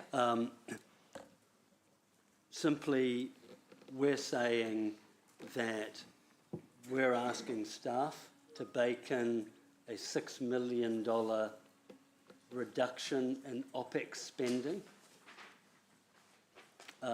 How they do that, we're asking them to come back to us for scenarios, so we didn't want to micromanage it. But it's baked in. What that does in terms of financial, and we're keeping the 4.9, and for to help you what that then makes it look like versus the motion, if you look at scenario 1 on page 34, the balancing of the book deficit would come down from 17 million to 11 million, and the debt to revenue ratio would drop from 198% to 196, and the debt would drop down to 865. Thank you. Everyone understand that? I see a few furrowed brows, I'm not sure. So speak up now if you do, because I'm going to make you vote on it in a second. To help again, if everybody just looks at page 34, the motion in front of you is scenario 1 plus all the other aspects, but with the little change to 1, 2 and 3 that I've just read out.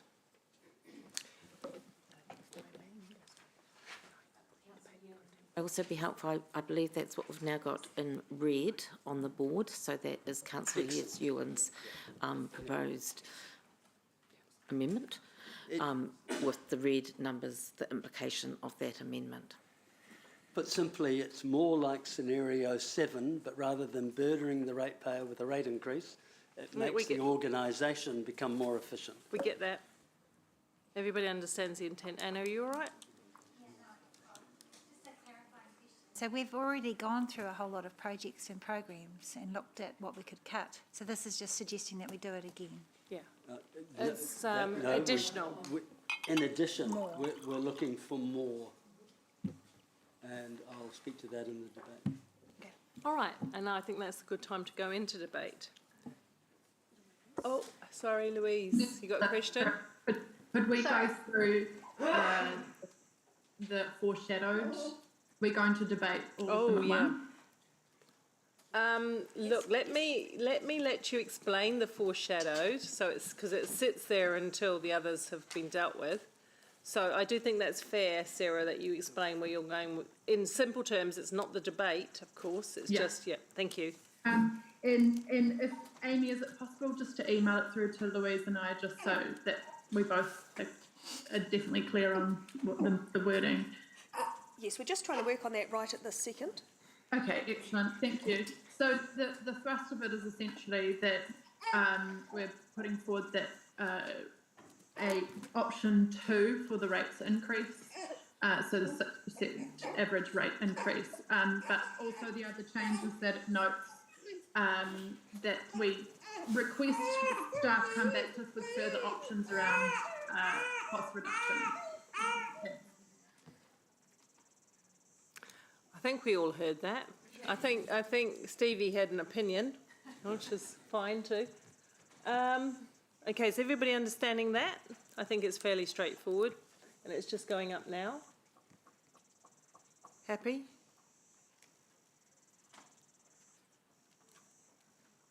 Well, understand? Yep.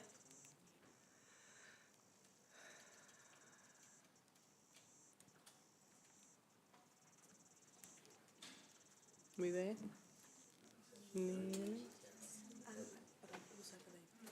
Louise, you've got your hand up. Is it for a question or? It is for a question. Which motion are we? Can you just scroll up a bit, Amy?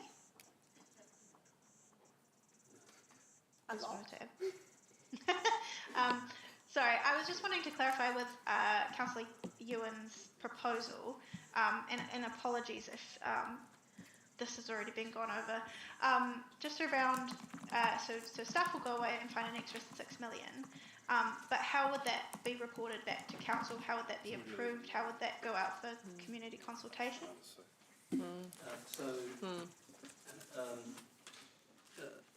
Councillor Louise, we're baking in the 6 million, so we'd be going back to the community saying we're going to make these savings, and then we're saying, so that's our consultation with the community, and then we're saying to staff, come back to us with a list of projects or initiatives or CapEx, projects or other initiatives or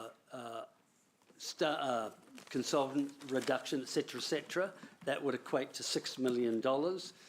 And we would then decide which of those projects we accept. But we've baked in the savings of $6 million. Right, but it's not going, we're not informing the community of what those are before we go out to them?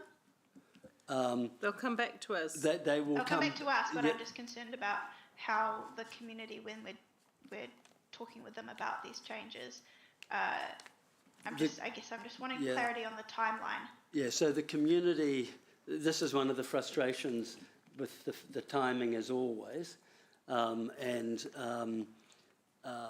what the community will have feedback on is the fact that the rates, that we are going to find additional 6 million in savings, and that it comes back to council for a workshop and then a subsequent ratification at council, and all of that's transparent, and people would be able to engage in that through public forum, through lobbying elected members. It's not like there is no transparency. We're off going, but the bottom line of the answer is they won't see all the details of individual projects at this time, Louise.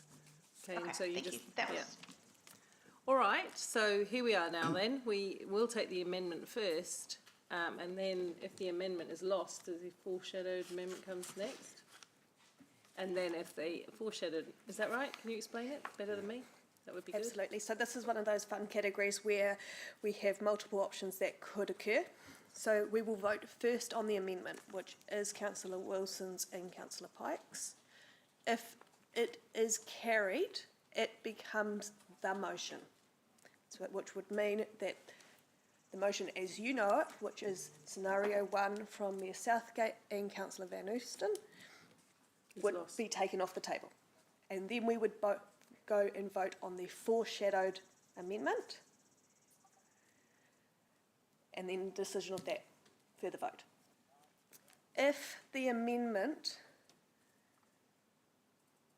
is lost, it is removed from the table, and then we still go to the foreshadowed amendment. That still is going to be voted on, but the original motion of Mayor Southgate is then still sitting on the table for us. Yeah. Okay. We will try and put them up on the screen, and I'm just trying to make it clear as to what the differences are. They'll show on the screen as we're going to vote. Thank you. And I think councillors, and given that we'll all want to debate, and you have your full length of debating time this time, right?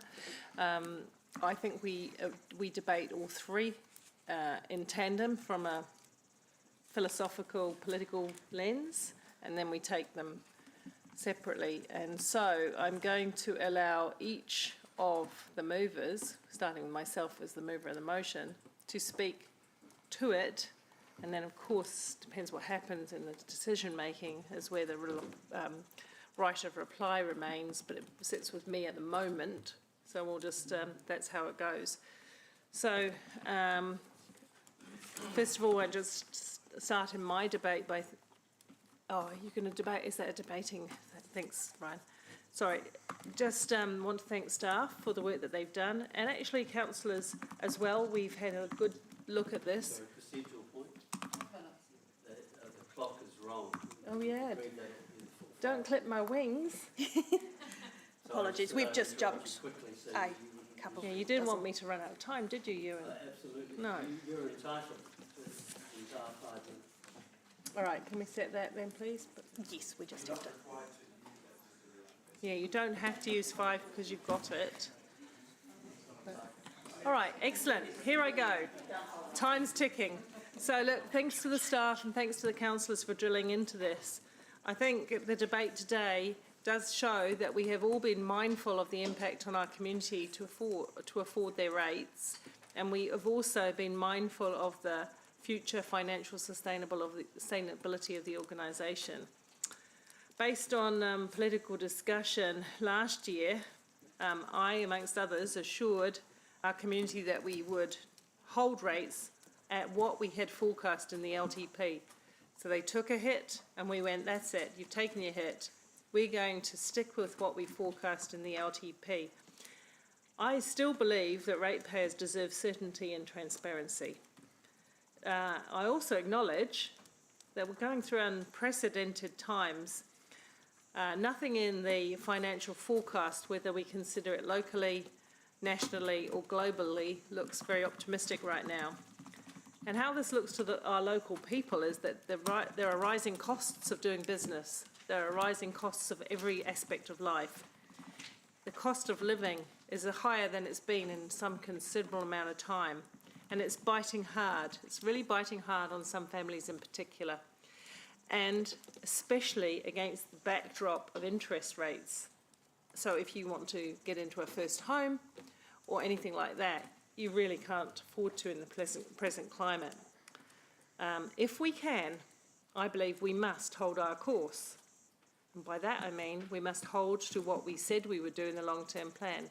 I've always had a bit of a beef with the long-term plan becoming a default one-year plan instead of the long-term plan it's supposed to be.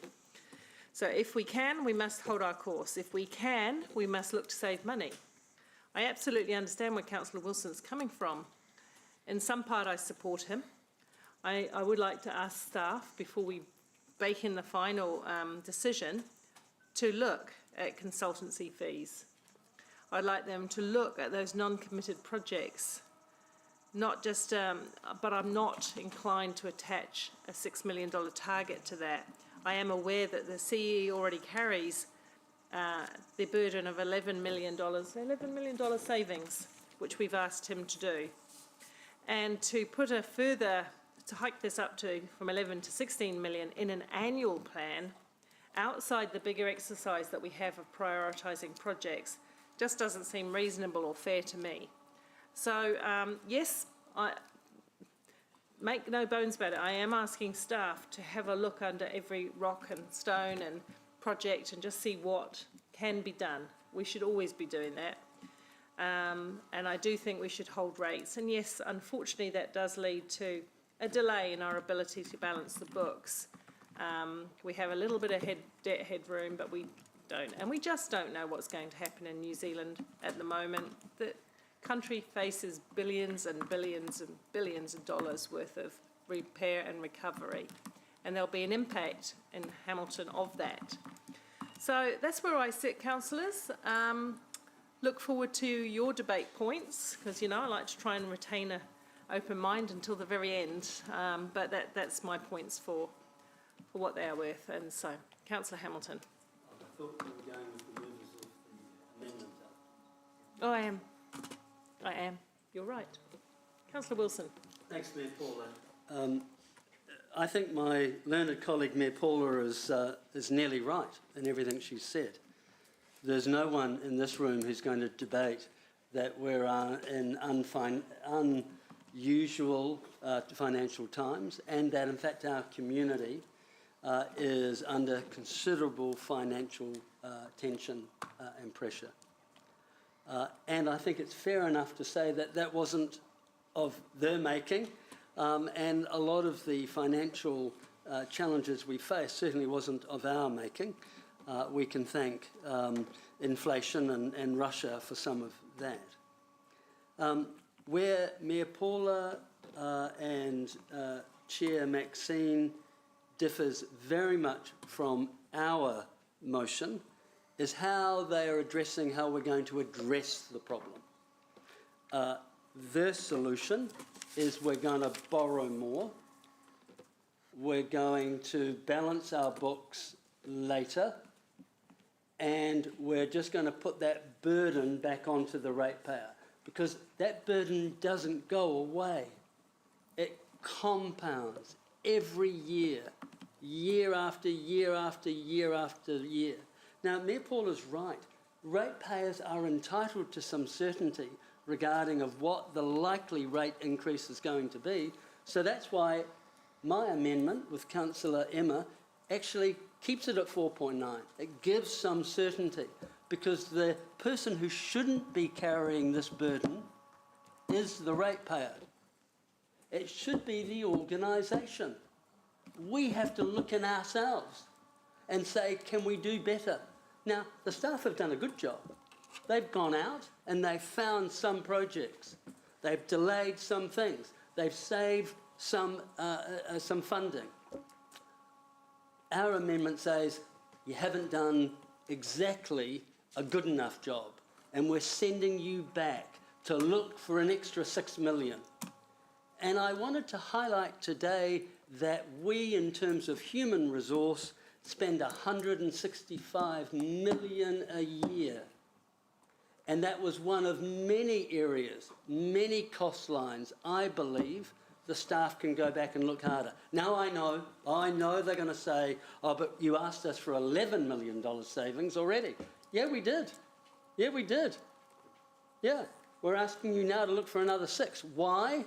Because the situation we find ourselves in is different. And I often hear the narrative. I hear it frequently about, oh, look, we have the LTP, and that's really when we should have meaningful discussions. And the annual plan is just for little tinkering on the sides. That is fine if we haven't slipped into a global recession. That is fine if inflation hasn't climbed to 7%. That is fine if we haven't had the multiple pressures on supply chains. That is fine if the country hasn't had a cyclone. What the annual plan enables us to do is start to address the problems now, that we start facing the issues now and not deflect. And so this is why we need to go back to staff and say, thanks for the good job, you need to find more.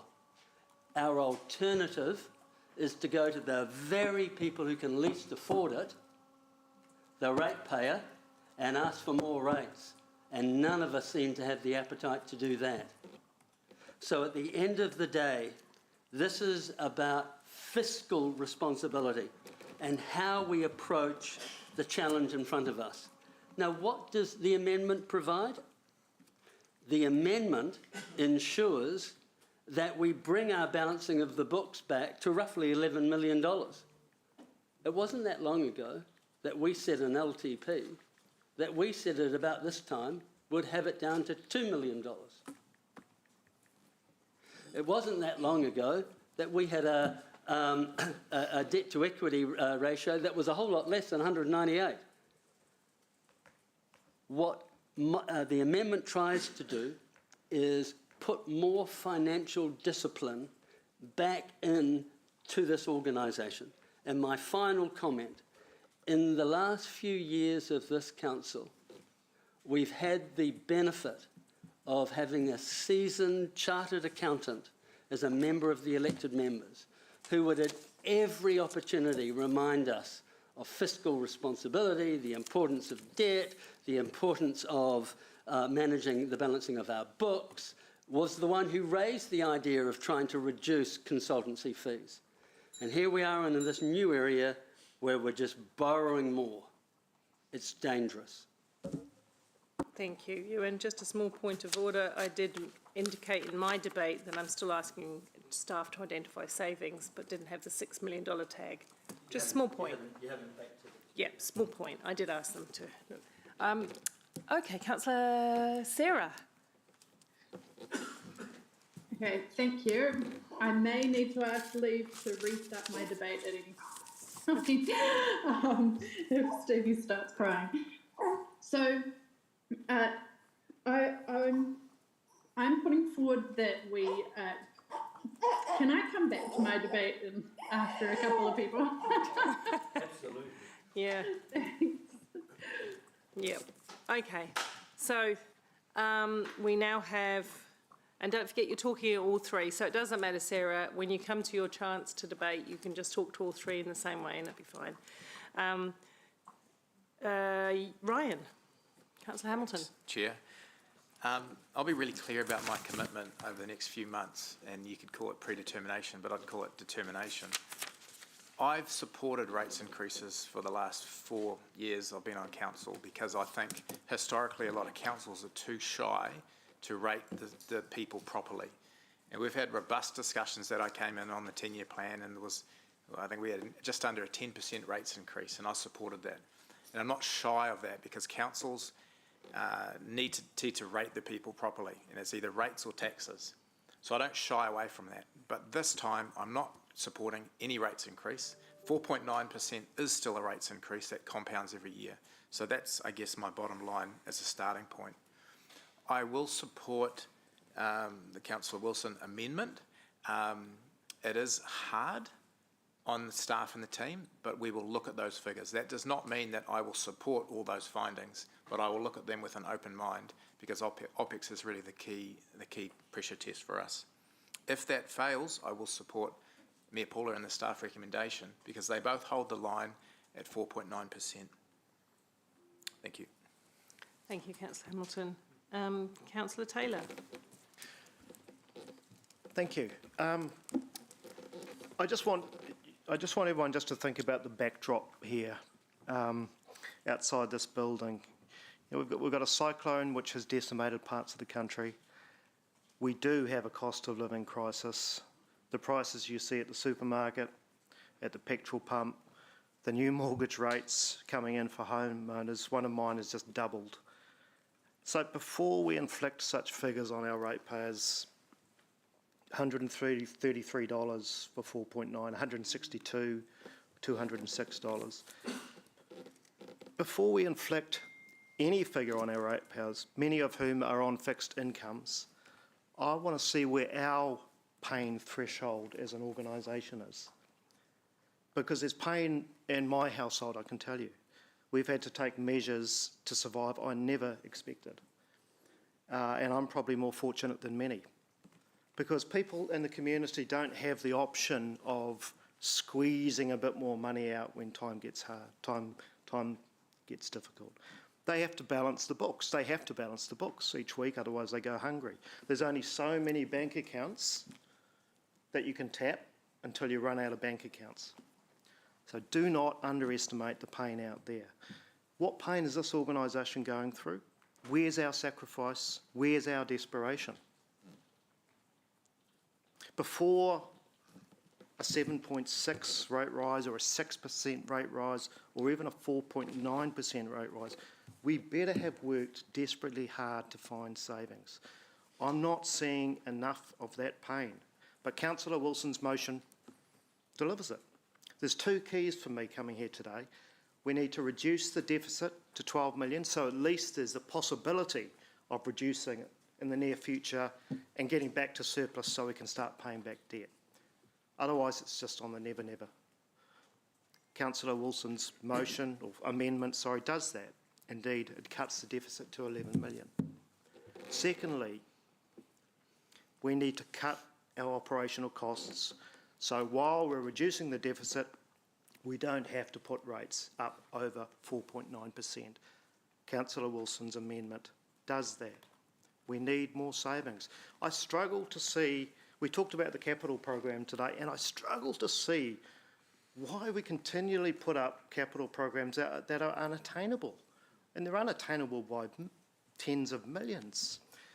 We can't ever do the amount of work we put up, and I just never understand that. It frustrates me. So let's start there. And the community will get it. If some of the things that they are expecting don't arrive, if they have to wait for another year, I'm sure they will understand, because they know the economy's dire.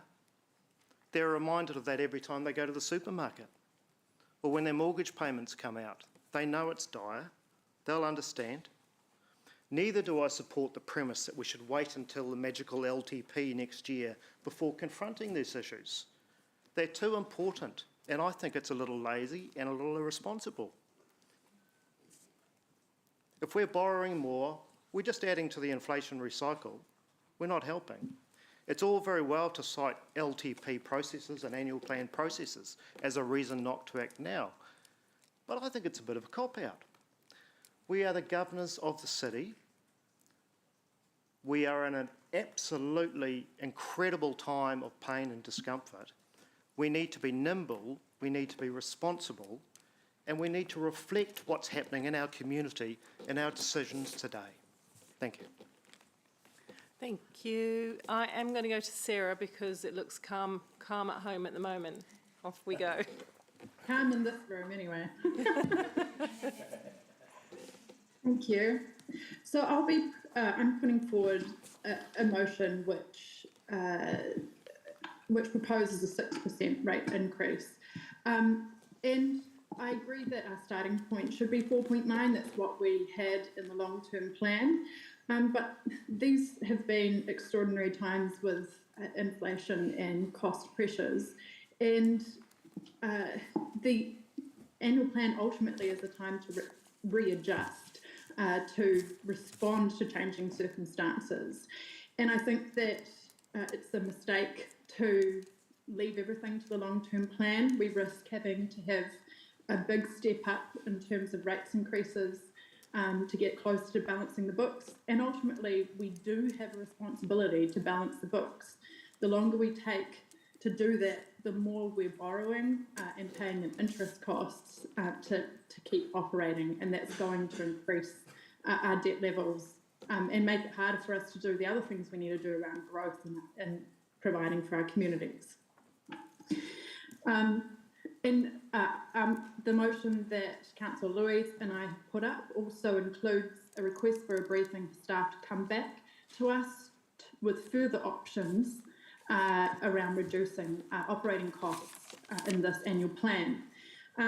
What I don't support, and I absolutely do not support, is arbitrarily coming up with a figure, 6 million, and saying we're going to reduce our operating costs by a further 6 million, but we have no idea how we're going to do that. I think that there are several dangers in doing that. Firstly, it's magical thinking if we think that we can reduce our operating costs by that much without reducing our service levels to the community. So we're not being transparent when we're going out, and we're not able to say what we're going to actually cut. And we're not able... Hang on a minute, pause just a second. Sorry, Sarah, what's your point of order? Point of order is the councillor is trying to say that it will lead to community services cut, where specifically all discussions that I have raised has been around So the point of payroll order cut. is inaccurate. So it's an emotive and inaccurate statement, and she knows it. My point is that it is magical, I believe that it is magical thinking that we can reduce our costs by that much without cuts to our services that will be noticed by the community. That is my view. That seems legitimate personal view. Carry on, Sarah. Thank you.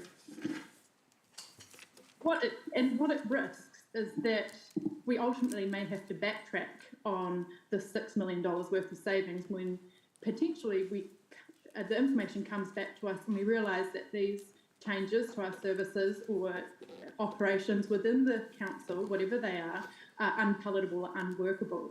So I think that it is much more prudent to request staff come back to us after this draft has gone out, and if we can respond to community concern around rates increases or balancing the books once we've got that information, and we can have proper discussion around which programs or projects or expenditure lines we may cut.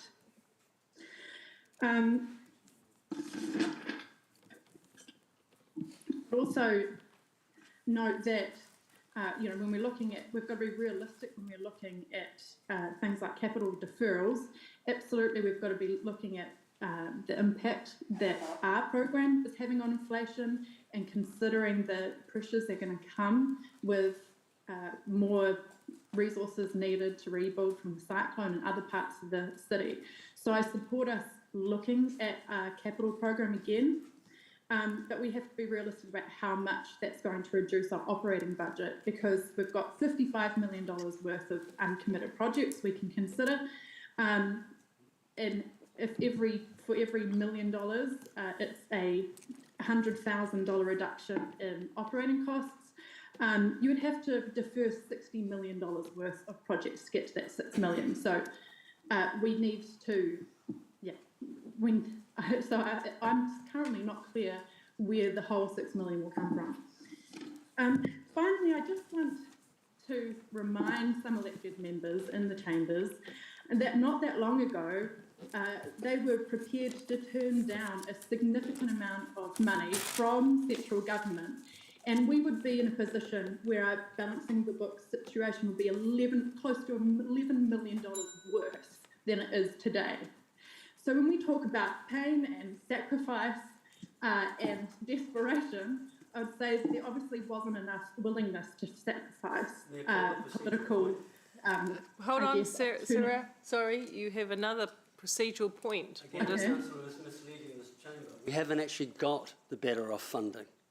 So in fact, she's misled us to assume that we are going to be better off. We could actually still have a $14 million hole that would make these figures even worse. Point taken. Point taken. So we would have missed out on any opportunity to have a better balancing the book situation. And so I do think when we're having this debate, we also need to remember that some elected members voted against that. So overall, I think raising the rates by some degree above what we had put in the long-term plan is a prudent decision which reflects the extraordinary circumstances that we're facing and ensures that we're not unduly putting backloading the financial burden on ratepayers by pushing it out.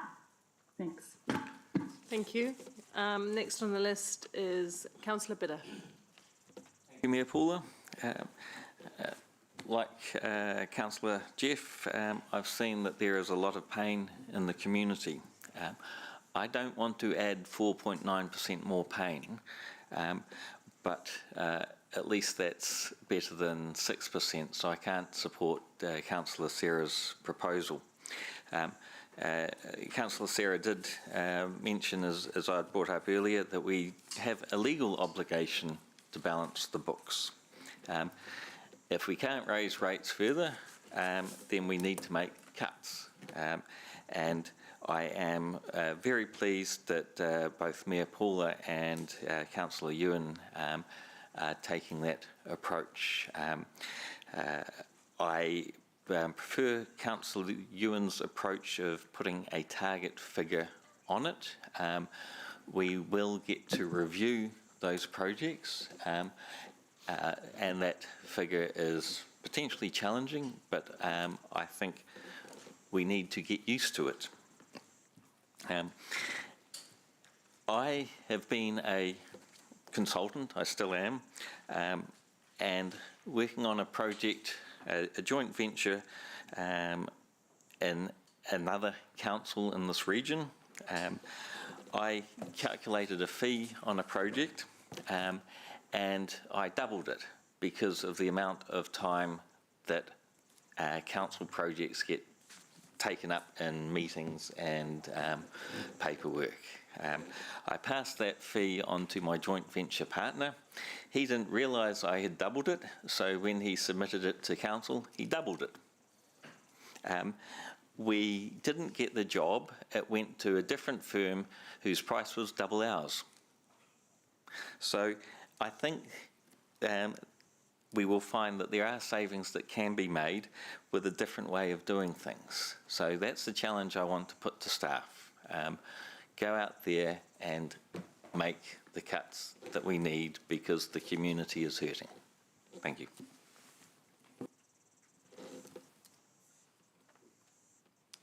Okay, sorry. Just thinking about what you said then. Mark. Look, I'm going to just kick off by saying that I am in support of holding rates increased to 4.9%, echoing Councillor Bidder's sentiments. And thank you to Councillor Ewan and Emma for putting your motion forward. Likewise, with Ryan, I'd fall back on Mayor Paula's motion too, if it doesn't get across the line. I'm not afraid of debt, so to speak. I know it can. but I'm not afraid of it as long as it can be rationalised to show a meaningful and relevant return. That's what we look for in business all the time, is what is this asset going to do for me? In this instance, though, I have little confidence that we're going to be tipping more funds in from some kind of magical place where money just seems to grow on trees. The only way you run a business successfully is you strip costs out of the supply chain, or you raise prices, or you do a mix of both. In this instance, we've got some fantastic stuff that's been going on in the city. We just need to tie-ho a wee bit and really concentrate on where we can get some wins. We have increased, we will suffer from increased interest and depreciation expenses. It's in black and white. You can't deny that. That is what will happen if we borrow more money. So in my last two points I'll make is we owe it to the citizens to look to see where we can deploy our resources as best as possible. That's what we're elected to do. No one denies that, I'm sure of it. And then the last point I'll finish on is in real estate terms, they always talk about three key things: location, location, location. In economic terms, it's basic, it's certainty. And that's what we need to give our citizens right now more than ever. Let's stick to the plan. It was 4.9%. Let's go with that. Thank you. Councillor Van Oosten. Thanks, Chair. There's no doubting that the current economic climate is extremely challenging and that our community's struggling to cope with inflation, interest rate rises, extraordinary high cost increases. We've got floods, cyclones, any number of events that are impacting on our families' abilities to be able to keep their chin above the water level. They've got huge financial pressures, and any increases in rates beyond that already signalled at this point will only add to their burden. As a council, we know that we need to find ways to save money and to ensure that our community's resources are utilised efficiently. The whole of council was challenged to identify where to find those savings, and this is not the time to burden residents with additional costs. We are mindful of that fact. In addition to that, there's challenges that we will face, and also acknowledge the uncertainty of our future. The real potential for a fundamental change in our business is on our doorstep. We're still dealing with the upcoming effects of government reform, and we're not certain about what that will leave us in the months to come. So I'm supporting Mayor Paula's motion, and also support her call for staff to look for additional funding. Asking them to find a prescribed, arbitrary additional saving of $6 million just isn't helpful. We've already heard that staff have performed a thorough exercise, and I believe that if pressured, further cost cuts could undermine critical work programs that our community values. At this point, I'd like to acknowledge the really positive contribution made by our new councillors that are around the table today. They bring with them their wealth of expertise and soft skills that really complement the exciting and existing, I beg your pardon, council staff knowledge and expertise. We have to take advantage of the balance that decision making gives us for the benefit of our community for the longer term. And there'll be a time for us to fully interrogate all the projects, the budgets, revenue, a time where our financial strategy can be reviewed, and to push the reset button. But I don't see that time being today. It's an exercise that is best done when the variables are better understood and where there is clarity around the uncertainties. Today's balancing the books, our debt to revenue, may be may have very little relevance in the future year. So I say stick to our proposed planned rate increase. Stay steadfast with the adjustments as staff have already identified, and in doing so, that demonstrates that we have been mindful of communities' needs and are committed to making decisions that benefit them for the long term. Kia ora. Councillor Emma. Mayor? Look, everyone recognises that times are tough. There is a cost of living crisis, which means the increased cost of basic goods and services are needed for a decent standard of living and is leading to a financial hardship for individuals and families. Gas prices are high, fruits and vegetables at the supermarket had never cost so much, and mortgage interest rates have more than tripled in the last few months. There is also a possibility that a looming recession might lead to an increase in unemployment. As a consequence, we are all having to tighten our budgets, trim away some luxuries, delay renovations, downgrade holidays to focus on what is necessary to get through. Council must also do the same. We all want to deliver on more projects, but have to recognise that we are heading towards an economic recession with high inflation. And at some point, we have to reassess our dreams and work hard to find efficiencies and bring them back to reality. What the additional motion that Councillor Ewan has put forward, and I've seconded, is proposing to do, is to request that the Council do what every household in New Zealand is doing in the face of a cost of living crisis and the possibility of the economic recession. Simply that we work more closely to our budget, not just kicking it down the line for future generations to bear and relying on debt to get through. Having no targeted amount is, as the alternative motion is put, I believe will lead us blind on what the future financial implications and debt levels there will be. What is of increasing concern to me is the continued promise of rates being set in long-term plans with cap rates that have been completely disregarded in subsequent annual plans. In 2018-2019, HCC levied a 9.7 increase in rates, with the promise that for the rest of 2019 to 2028, the rates increase would be capped at 3.8% per annum. We have twice already deviated from this promise, having increased rates at 8.9% in 2021-22 and 4.9% in 2022-23, when it was reset in the new 10-year plan for 4.9 in 3 years. Yet here we are again discussing to raise it above that cap. How can our ratepayers trust us if we continue to break promises?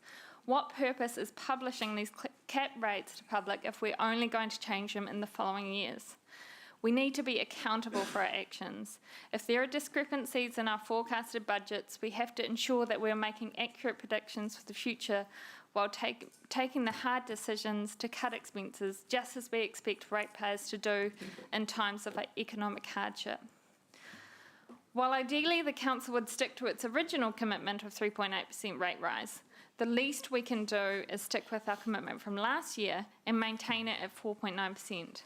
While doing so, we must acknowledge that 4.9% in itself is a hefty increase and will be a struggle for many households to meet while they struggle with increased costs of mortgages, groceries, fuel, services, and a potential of rising unemployment.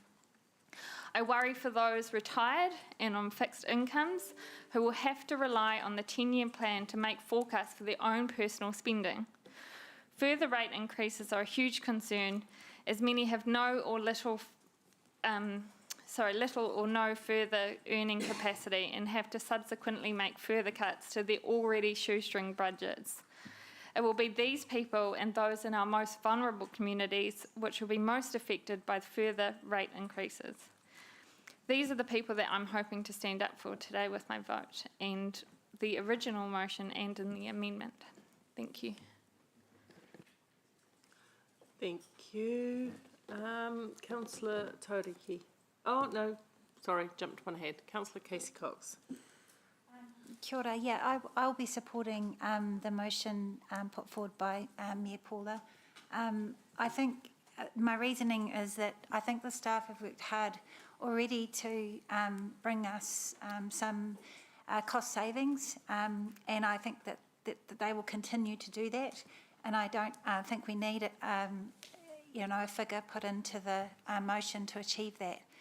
And as a new councillor, I guess since being here, we've been told that the next LTP will be like no other, and the amount of reform we're going through is like never before, etc., etc. And I suppose for me, I'm like, let's hold the line that we said we were going to in the long-term plan, and actually see what's in front of us, and move through those changes, and then make some more changes in the LTP. And I don't consider that to be a lazy choice. I consider that to be a choice that makes sense in these very changing times.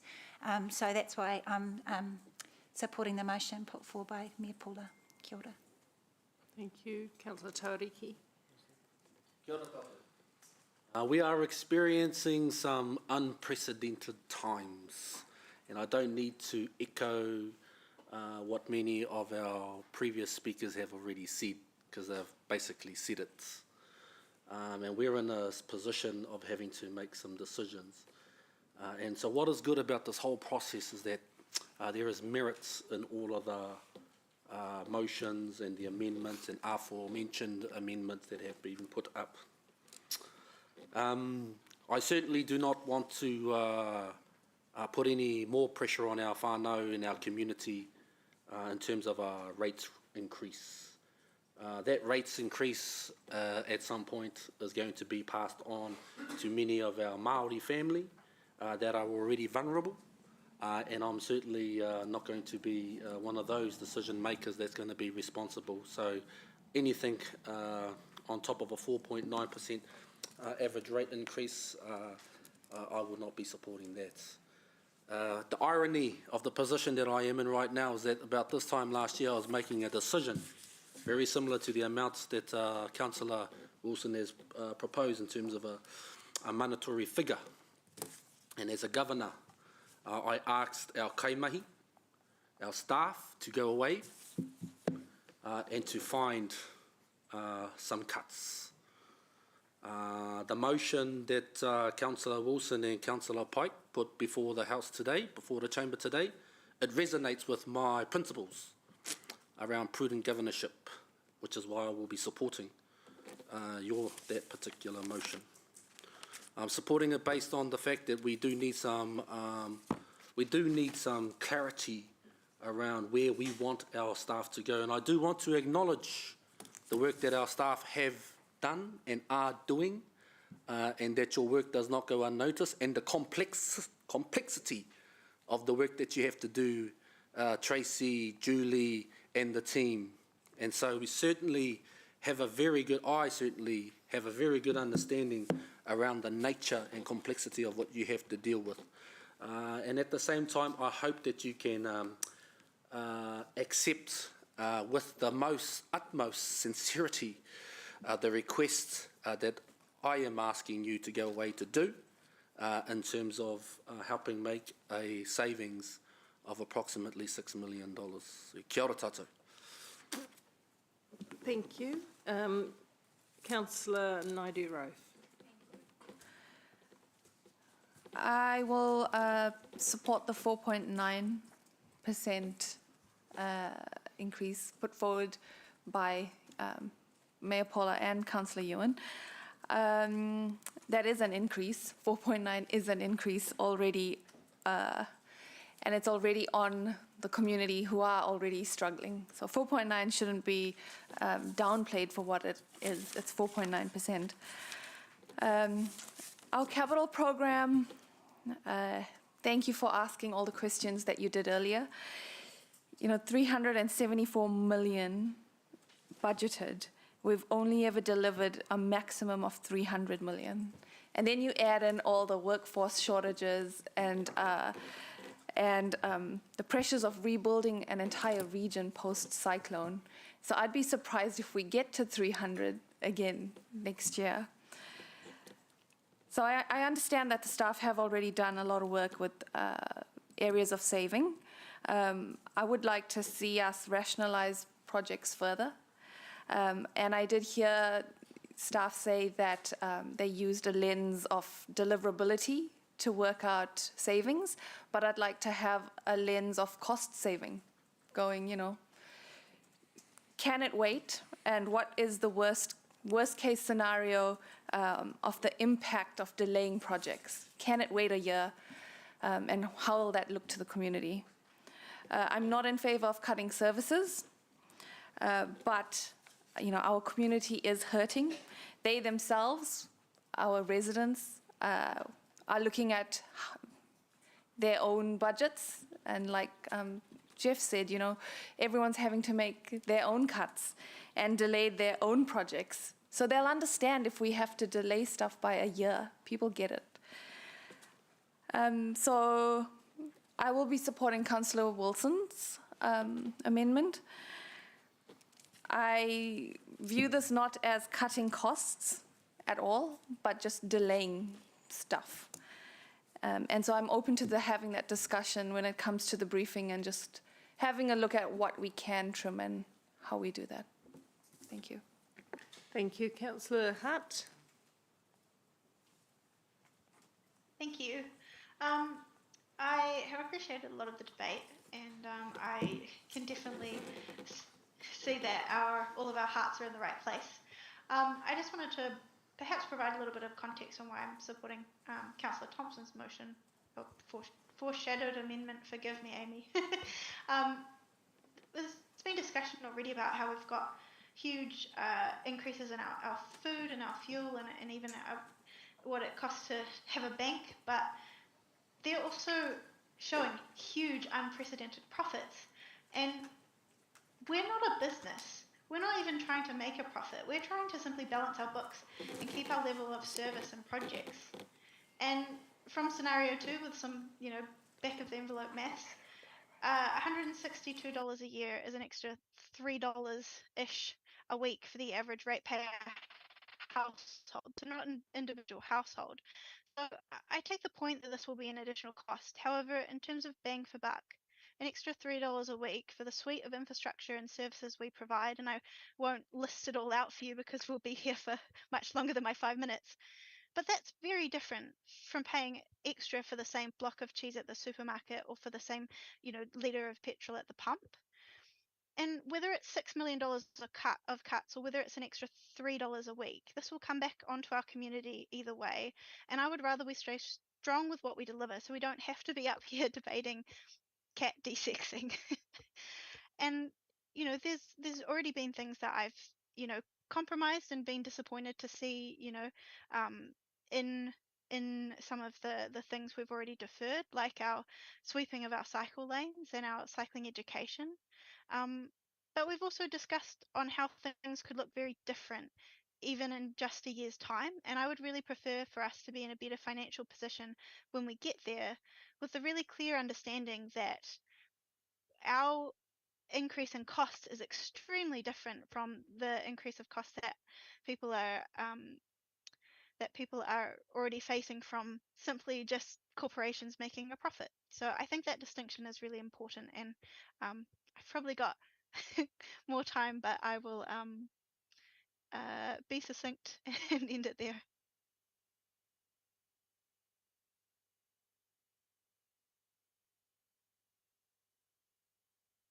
It's all good. As they say, they save the best for last. Anyway, I look forward to the opportunity for the innovation and innovative people within the room to discuss more and more stuff in the future. I've thoroughly enjoyed it, and I'm not here for the entertainment. I know I'm here to participate in conversation, but what's been discussed today has really opened up my mind, so I'll keep it short. I'm going to tautoko Councillor Thompson's foreshadowed amendment, because I want to know more. I want to know, I want the briefings, not saying that anything else that's come forward today isn't worthy. I want to know more. So that's me. Kia ora.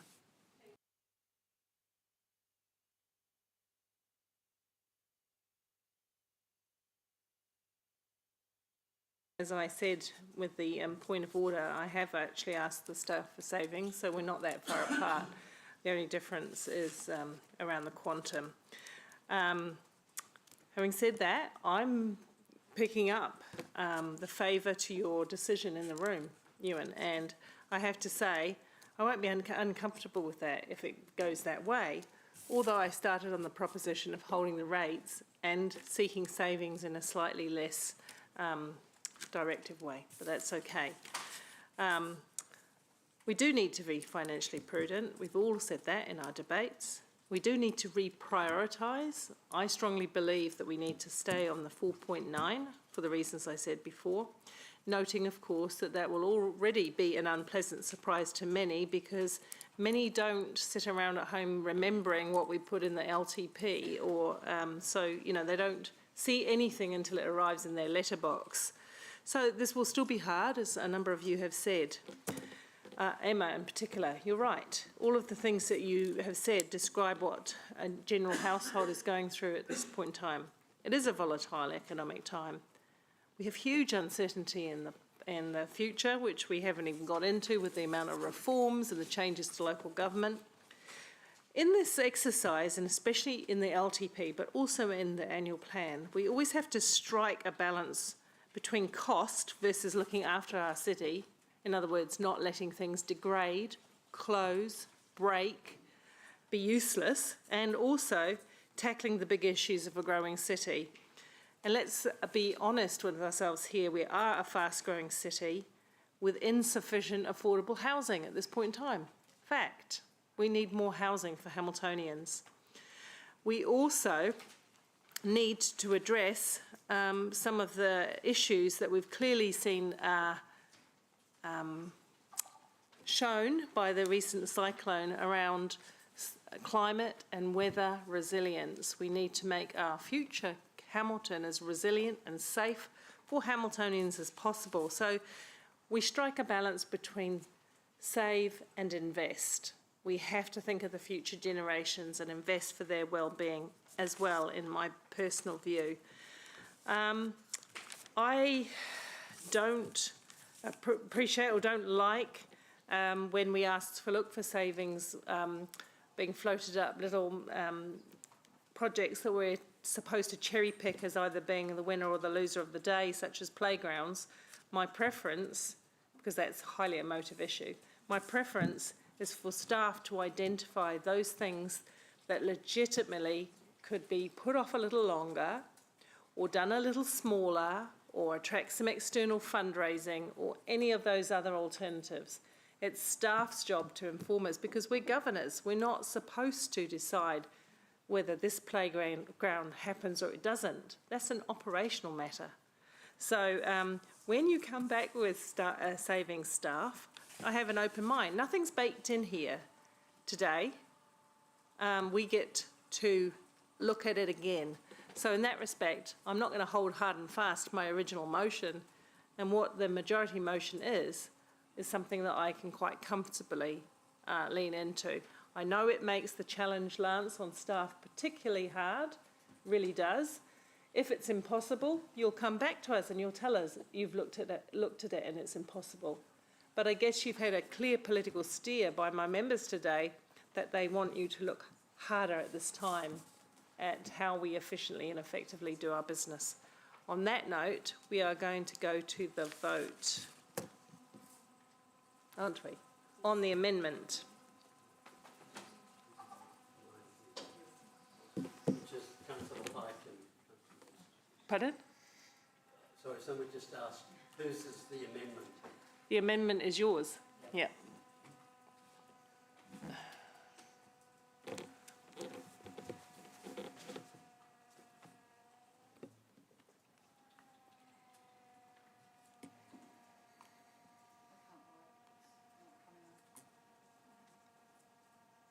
Reset. We'll just go back through. revote? Yes, please. I promise I didn't cut councillor. Reset again, please. Reset.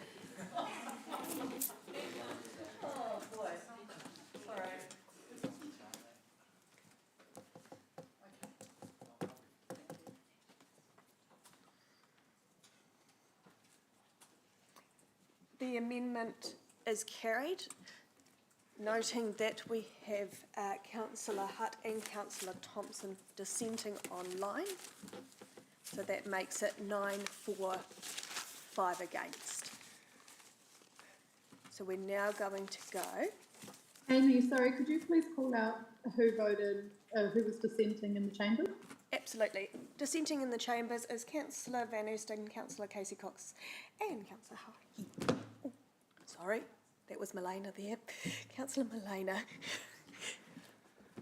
Okay, So now we will go So to now the amendment becomes the substantive. We could debate that all again, but let's not. No, councillor Sarah's. Oh, foreshadowed. Yes, sorry. Sorry. Yes, you're right. Thanks. Huh?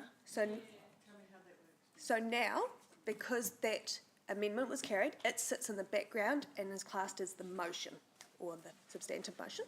So we now move to the foreshadowed amendment, which I'm showing up on the screen, which is Councillor Thompson's and Councillor Hutt's. And so you, Which, if you look at the differences that I've indicated on here, it's the 6% rate rise.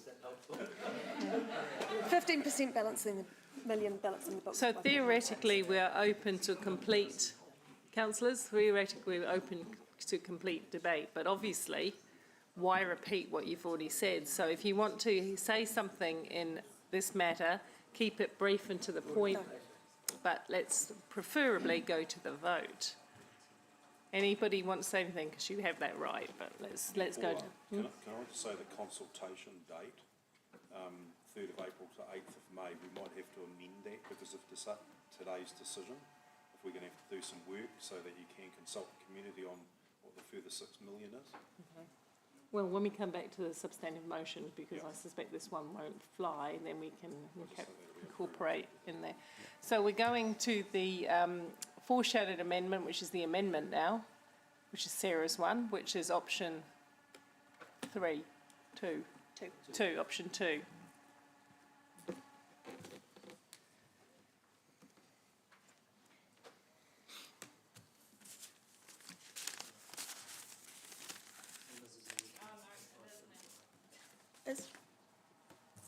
Thank you. Are we there? Sorry, we'll just need to reset it again. It hasn't picked up one of your votes.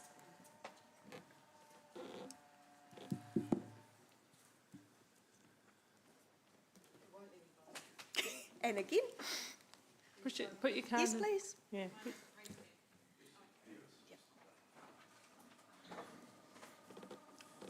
If it doesn't work this time, we'll do a show of hands.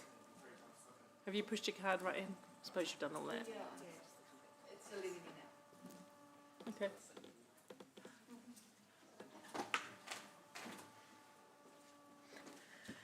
The foreshadowed amendment is lost.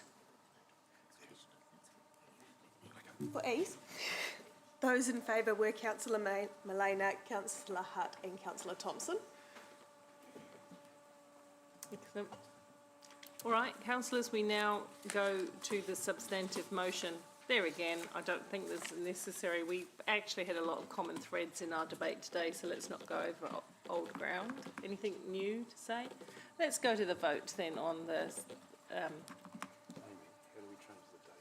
Oh, hang on, we've got to change the date just to allow a little bit more time for staff to pull together some of those required proposed, because remember, everything's still a proposal till we vote. Can I suggest Jay says for a period of 30 days rather than those dates in there, and then when we come back to you on the 23rd of March with a consultation document and that sort of stuff, Mover, seconder, then we happy can with that? confirm what the dates are. Okay, so you want to change that, everybody, okay, Mish, eh? 1 Mayor month. Paula, can I ask a process question? Yes, you can. One moment, Sarah. We're just dealing with one process question here. It has to be a calendar month. A month? Just 1 month, yeah. Okay, 1 month. Sarah? So if this comes back, so this will come back as a consultation document. At that stage, I assume there's no debate on the substantive content of the budget at that point in regard to the 6 million that staff put together. I think we'll try and find a briefing date for you so that we can go through it. I think that would be wise. Do you hear that, Sarah? Sorry, it was quite quiet. Yes. So is there then further opportunity for debate of that before the document goes out, or it's pretty much done and dusted, and then we? Yeah, as we, I think, was that question was asked before, the answer to it is that, no, the general public won't get every sort of detail of the proposed savings before it goes into the agenda for council, because we've just agreed to a portion of savings without identifying anything at this time, right? Well, we'll go away and do what we can do what before we the can. 23rd of March, so. We'll do what we can to socialise these changes with the public.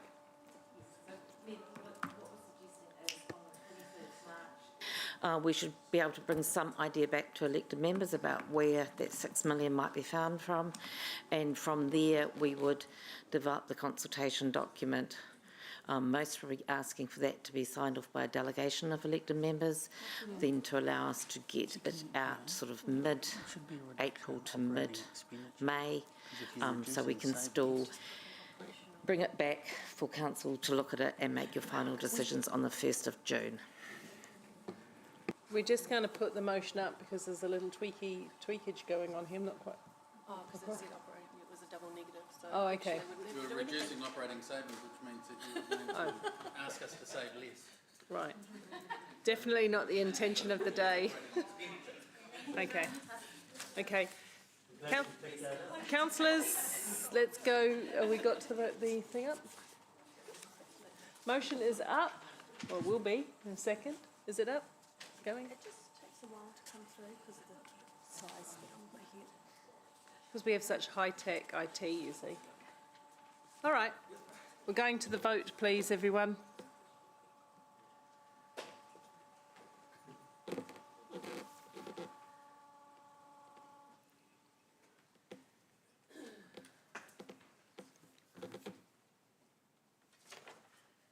The amendment as the substantive motion is carried, noting that Councillor Hutt and Councillor Thompson are dissenting.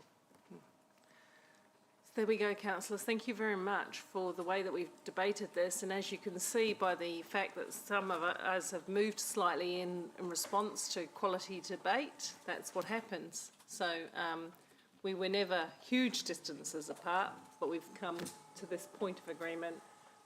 And staff, well, you know, let's see what we can do. Thanks, everyone. That's it for the, we are now adjourned, well, we're not, we're stopped, we're finished. Pardon? What's that?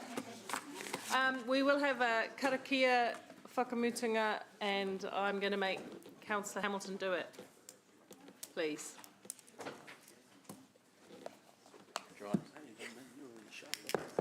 Kia tau, kia tātou katoa, te atawhai tō tātou ariki a hukaraiti.